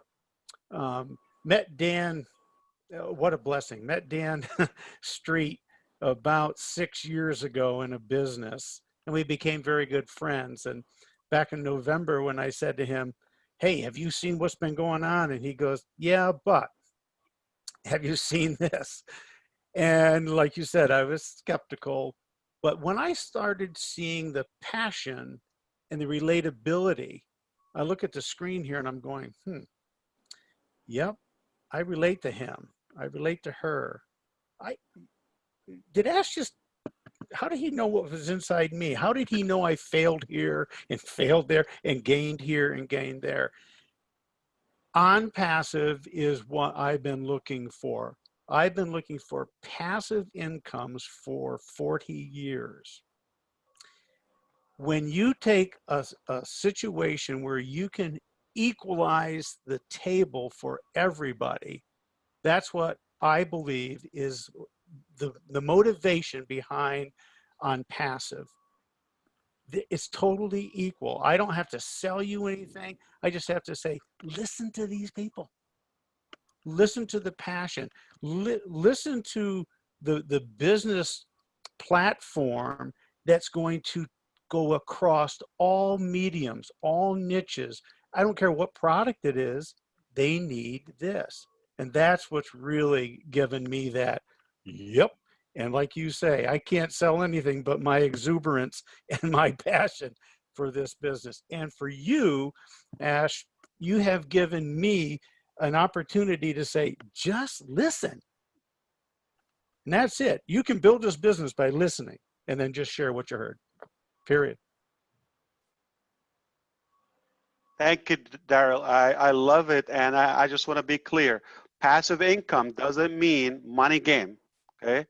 And the exact definition of passive is a customer experience driven technology that is done for you, that is profitable, scalable, but it's paid for. It's not a money people giving people. You get a slice of it. You don't get the whole thing. It's not 100%. And no pass-ups, no shenanigans. Okay, it's a real business brick and mortars model. Salaries, policies, structure, legalities, all of that. Talking about scalability. When we get to the first sky, there's a second sky. Did you know that? There's 7 skies. We're going to the next sky. There's no top for what we can do because we're an IT company. We're not a one product company. So by the time we max our, hypothetically, our market cap, there's going to be another product, another market we can. Our market cap is everybody that goes on the internet for any legal, clean reason. All right? We're not interested for wishy-wash. So we're duplicatable, we're scalable, we have leverage. It's a win-win. No one can win on their own. And this is our first special guest today, Richard from obviously Canada. He's one of the most beautiful kids on the planet. Hey, Richard. Hey, I have a question. Frida. For me? I see Frida Combe on here, Bjor. Or you're gonna have the question for the special guest, Now, Cindy Hopkins. Frida, are you All waiting for her. Are you the one that says Combe? Okay, where'd he go? Home Creation LLC.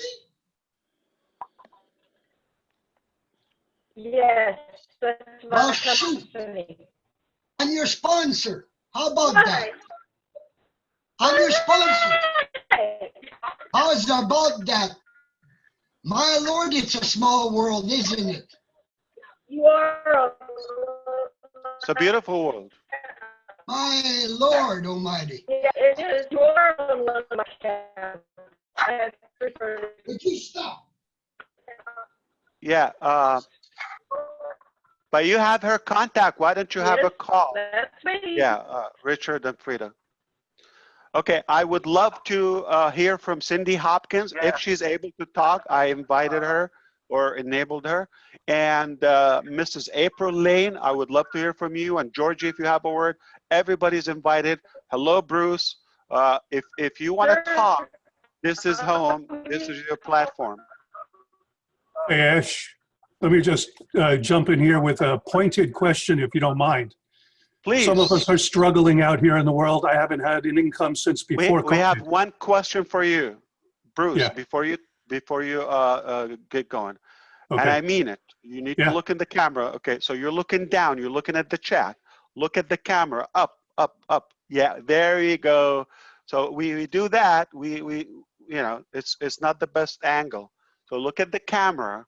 So when you watch the recording, you say, damn, I was like, okay, now I can see you. Up, up, up, up to the camera. All right? How about if I move the camera? You got it. Okay, look at that. Okay. We're doing it like the pros, okay? Now, Got it. how are you doing today? I'm doing okay, but I'm struggling just to pay the bills because I haven't Doing worked since okay. before COVID. Okay. So I'm just kind of You need wondering, financial advice. yeah, what has to happen in order to open the soft launch so I can start bringing money in and feed my kids? This is a public webinar. You can ask that question tomorrow on the private webinar with the founders. Okay. Did you know that? I got this invitation the same way I get all the invitations to the webinars by email.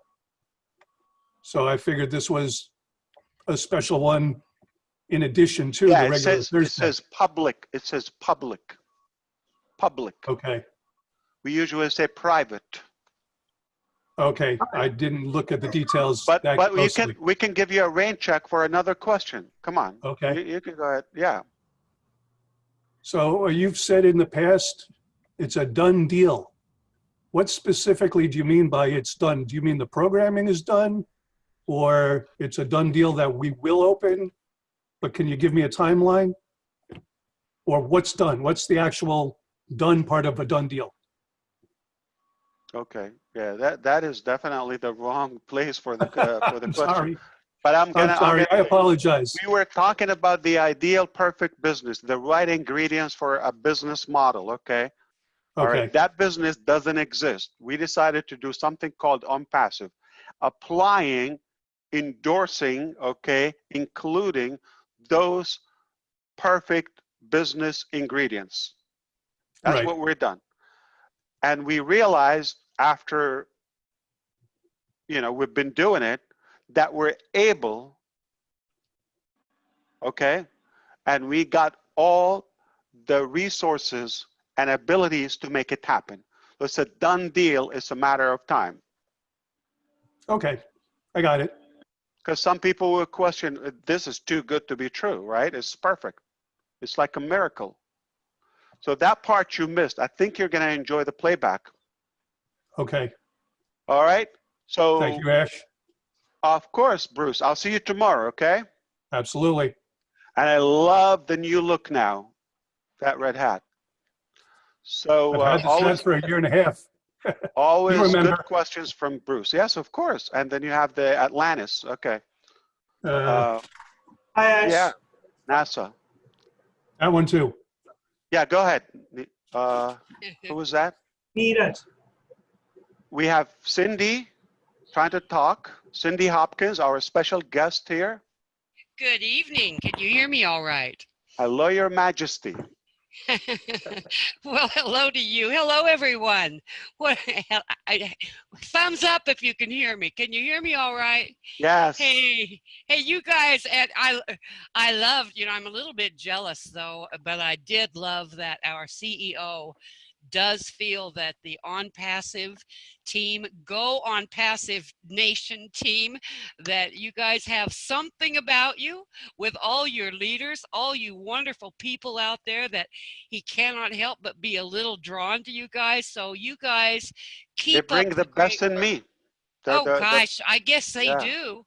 Well, that's that best is always shining, Ash. I'll tell you what, I've learned that over the last couple of years. But you're right, they bring out all Cindy, we've been waiting for you, special guest, for a while, and we have a very critical question for you. Are you ready? All right, I am ready. Did you hear the ingredients from before? I did, of course I did. I heard them all. Okay, I know it's nothing new to you, okay, but my question to you, and be honest, I know you're going to be honest with me. How are you doing today? How do you think I'm doing? I'm doing magnificent. I'm alive. Your voice is comfortable, everything's great. confident, right? Yes, it is. I hope so. I hope so. And What a are you little gonna jealous. ask me? Oh, totally jealous. Yes, Totally I can jealous. tell. That's okay. But hey, that's a good thing to be. I'm jealous in a really good way, I got to tell you. Yes, they love you all. So I'm very happy that I got to get a little bit of your voice today. That gives me more fuel. Well, you know what I liked, though? What I especially loved? I love that you went into a little bit about the, when you first look at a business. I mean, I did this a couple years ago, guys, and I have never regretted it. I mean, I agree with everything that's been said so far. We're in something phenomenal. It's a game changer. It's a movement. It's a global movement. You got to remember that. But, you look for the product or the service, and who doesn't want a business that is fully automated, that provides every imaginable tool that any business or any individual or any family reunion or any entity that you can think of that wants an online presence or a way to attract customers or a standalone business. I mean, you've got it all in one package, one beautiful package, plus everything is automated. I mean, you went over all these points and I thought the first point says it all. Have you got a product or a service? And and the value. I mean, my goodness, the value, it can't be beat. So, I could go on and on, but I'm not Do you gonna remember AMC theaters before COVID-19? Okay. Of course I do. Of course I do. So there's a gigantic theater, okay, in Florida. Long time ago, we used to go to, not when I lived in Orlando, before. It's like 24 theaters. It's a gigantic one, great architect and all of that. And it's in a brand new, very high-end plaza, like shopping plaza. A lot of restaurants and snack and ice cream and all of that.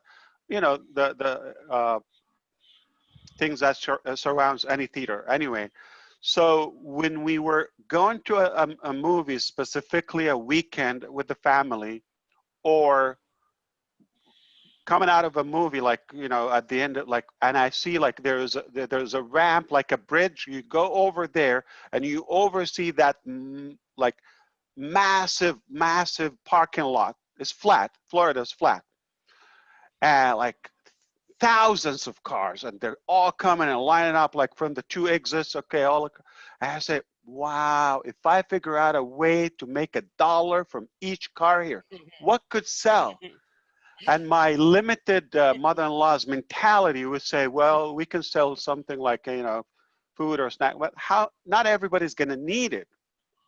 Fast forward years later, we have something to sell to every, not car, but user of the World Wide Web, 4.5 billion. And what happened is you're not going to make $1 one time. You're going to make multiple dollars, some cases tens of dollars, residual income for life. So it always like long time, but if you're not scaling that dream or that goal, all right, it's not worth pursuing. What's more What do is you they're happy. They're happy. They're coming Exactly. back. They are so happy to And- have that product month And after month after month Cindy, after month. exactly. Your point is, and a final touch, just in case you missed it. Before I was thinking, how can I make? Because, oh boy, so many cars. If I can make $1, I don't know if I can sell them popcorns or a drink or a parking lot. If I can make $1 from these cars once a week or so, that would be awesome. But I have to do it over. But I was the only one in my mind. I just went, or my family, okay, I'm going to make money. But I figured out a way that many thousands of people can earn from the same traffic that is already happening with a bigger value, necessary value, and it's a residual income for life. It's a magnificent vision if you look at it. Like it's I think when you seek something with a heart, you're going to get the answer. Well, you did just that. You did just that, Ash Mufareh. And Can I say I'm something, Cindy? I never told you this, and I'm kind of like not sure if I say it in public, Uh-oh. but I have to tell you that we love you so much. He scares me, guys, when he says stuff like that. I never You know I can play. Hey, I gotta ask Georgie Mabionda. Is that how you say your last name? Say your last name, Georgie, if you would. Mabanda, like that? Bianda. Bianda, okay. Bianda. Yes. You don't pronounce Georgie? the M, Bianda. Yes, Bianda. exactly. Well, I'm asking him, Ash, if you don't mind, please. Anyway, I went to college at the University of Portland, Georgie. And so I love right. that town. And I was in the Christmas tree business. I had Christmas tree fields from McMinnville, Estacada, Malala, all of that area. So, you know, one of these days we're going to have to get together, all right? Not just wait Definitely. till we go to Florida, which they think they've got the best country in the world. They don't even want to come to Idaho. But you know the Northwest is beautiful, right, Georgie? It is. It is. Will you tell all I these moved people here, that? Yes, Florida's I moved broke. here like 2 years ago. We broke it. Not open. You moved here Oh. 20 years ago? He just keeps No, interrupting. 2 I have to years. cut 2 him off. years. Oh, So 2 I years was in ago. Virginia before. Okay, Yes. okay. So I came to the United States for my PhD in nuclear physics. And after that, I want to first of all thank Ash for the fact that he is providing us with this vehicle to do the things we intended to do before, but we never knew how we could do it best. Well, you're in the right place, Georgie. Very true, because you know, in Africa, we have very extended families. We don't just have our direct brothers that we take care of. We extend it to cousins, nieces. And as Ash earlier said about people walking barefooted, it's something it's not strange to me, you know. And I can remember when I was doing my degree back in my country, we have like aunts, uncles supporting me, you know, either providing food, others providing lodging. That's how we managed to go through school. So after my PhD, my intention was to make enough money so that I can take care of many of those people, either their kids or others that supported me in my studies. And this led me to not look for a job in the academic field because most of the time the pay there is less relative to going to the corporate world. So that drive of making more, not just for my personal greed, but to make sure I can help as many of my extended relatives as possible, made me to look for a corporate job. And I'm making like double the money I were to make if I stayed in research or as a postdoc in a lab or something. But that is not still enough, because when I came to corporate, I realized that all of my time was taken away. I mean, I have the money, but I don't have the time to spend with my family.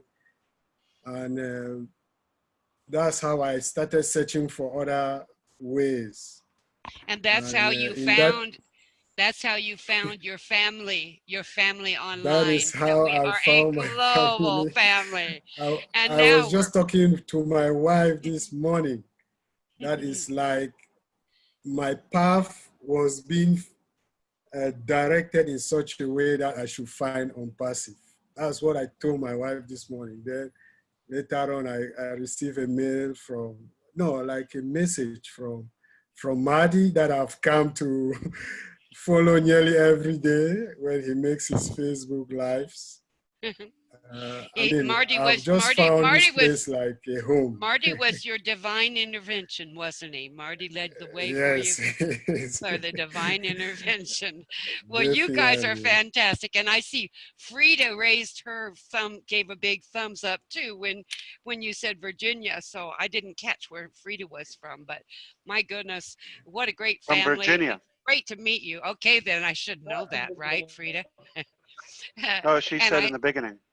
Okay, and then I see, of course, Mr. Richard Lamoth is there. Hi, Richard. I'm going to back off. I'm going to mute myself out. Stay with us.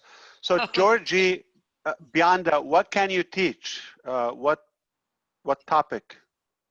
I did my PhD in nuclear physics, so mostly like quantum stuff. But right now, I am a chips process engineer. So we deal with the hardware part of, that's what most people ask when we talk of nuclear physics. But, physics, you got to be able to make all that stuff. Physics is my baby. That's what I love. Consider Onpassive Academy. You can instill that. When you talk of Onpassive Academy, actually I had this thought when I started into network business. Like I was thinking to do free lectures to universities, right? Without pay. That was my intention. But now with Onpassive Academy, I have an obvious platform where I can give knowledge, quantum physics. Give Onpassive, yeah. Can I be first in your class? I want my grandkids to come to your classes. And you're going to open it to all the family, right? Okay. Everybody in Onpassive is free to come. Yeah, you think your time was taken up. Can keep you so hopping, Georgie. And Neeraj is sitting there grinning, and I know Neeraj, he can teach all of us a lot too on leadership, on all of that stuff. You guys are fantastic. Thank you for sharing. George seems to be easier with you. He'll give you A's, but Neeraj probably will give you C's and F's. That's all right with me, as long as I get my A's. So, thank you, and I can't wait to meet you too, Georgie. Thank you. What's going on, April? Thank you, this family. This is April Lane. Yes, you. Are you tired, sleepy? What happened? Hello, everybody. Hello, everybody. Hello, yes. Some energy in the room. What's up? Yes. Talk to me. Okay, tell us something. I have some wine here. The name of the wine. Because if y'all party with me, it's going to be drinks on deck. It's going to be lively. My party's always lively. Wow. So, She but needs I'm to happy. move north. She You're- needs to come up north up here. Come on, you're- April. I'm from Brooklyn, but I live in Houston now. So You're I still have sipping knowledge. You're sipping information. Yeah. Well, Yeah. I think it will settle. It will be preserved. Yeah. Yeah. I was just saying hi to you. So I was glad to see you. Well, I'm Okay. happy to I see think you. we're going to stop. And do you see Chandra there? He's just sitting there grinning Yes. because April's sitting I'm there with her wine, and he's thinking about his big party for looking for his prospective wife. You know. Oh You my know? Lord! I'm just waiting for your pie, and I got wine from April, so we are good, and I can grill some steak and all those stuff, and we can have a party. That sounds Oh, yeah. good. That sounds great.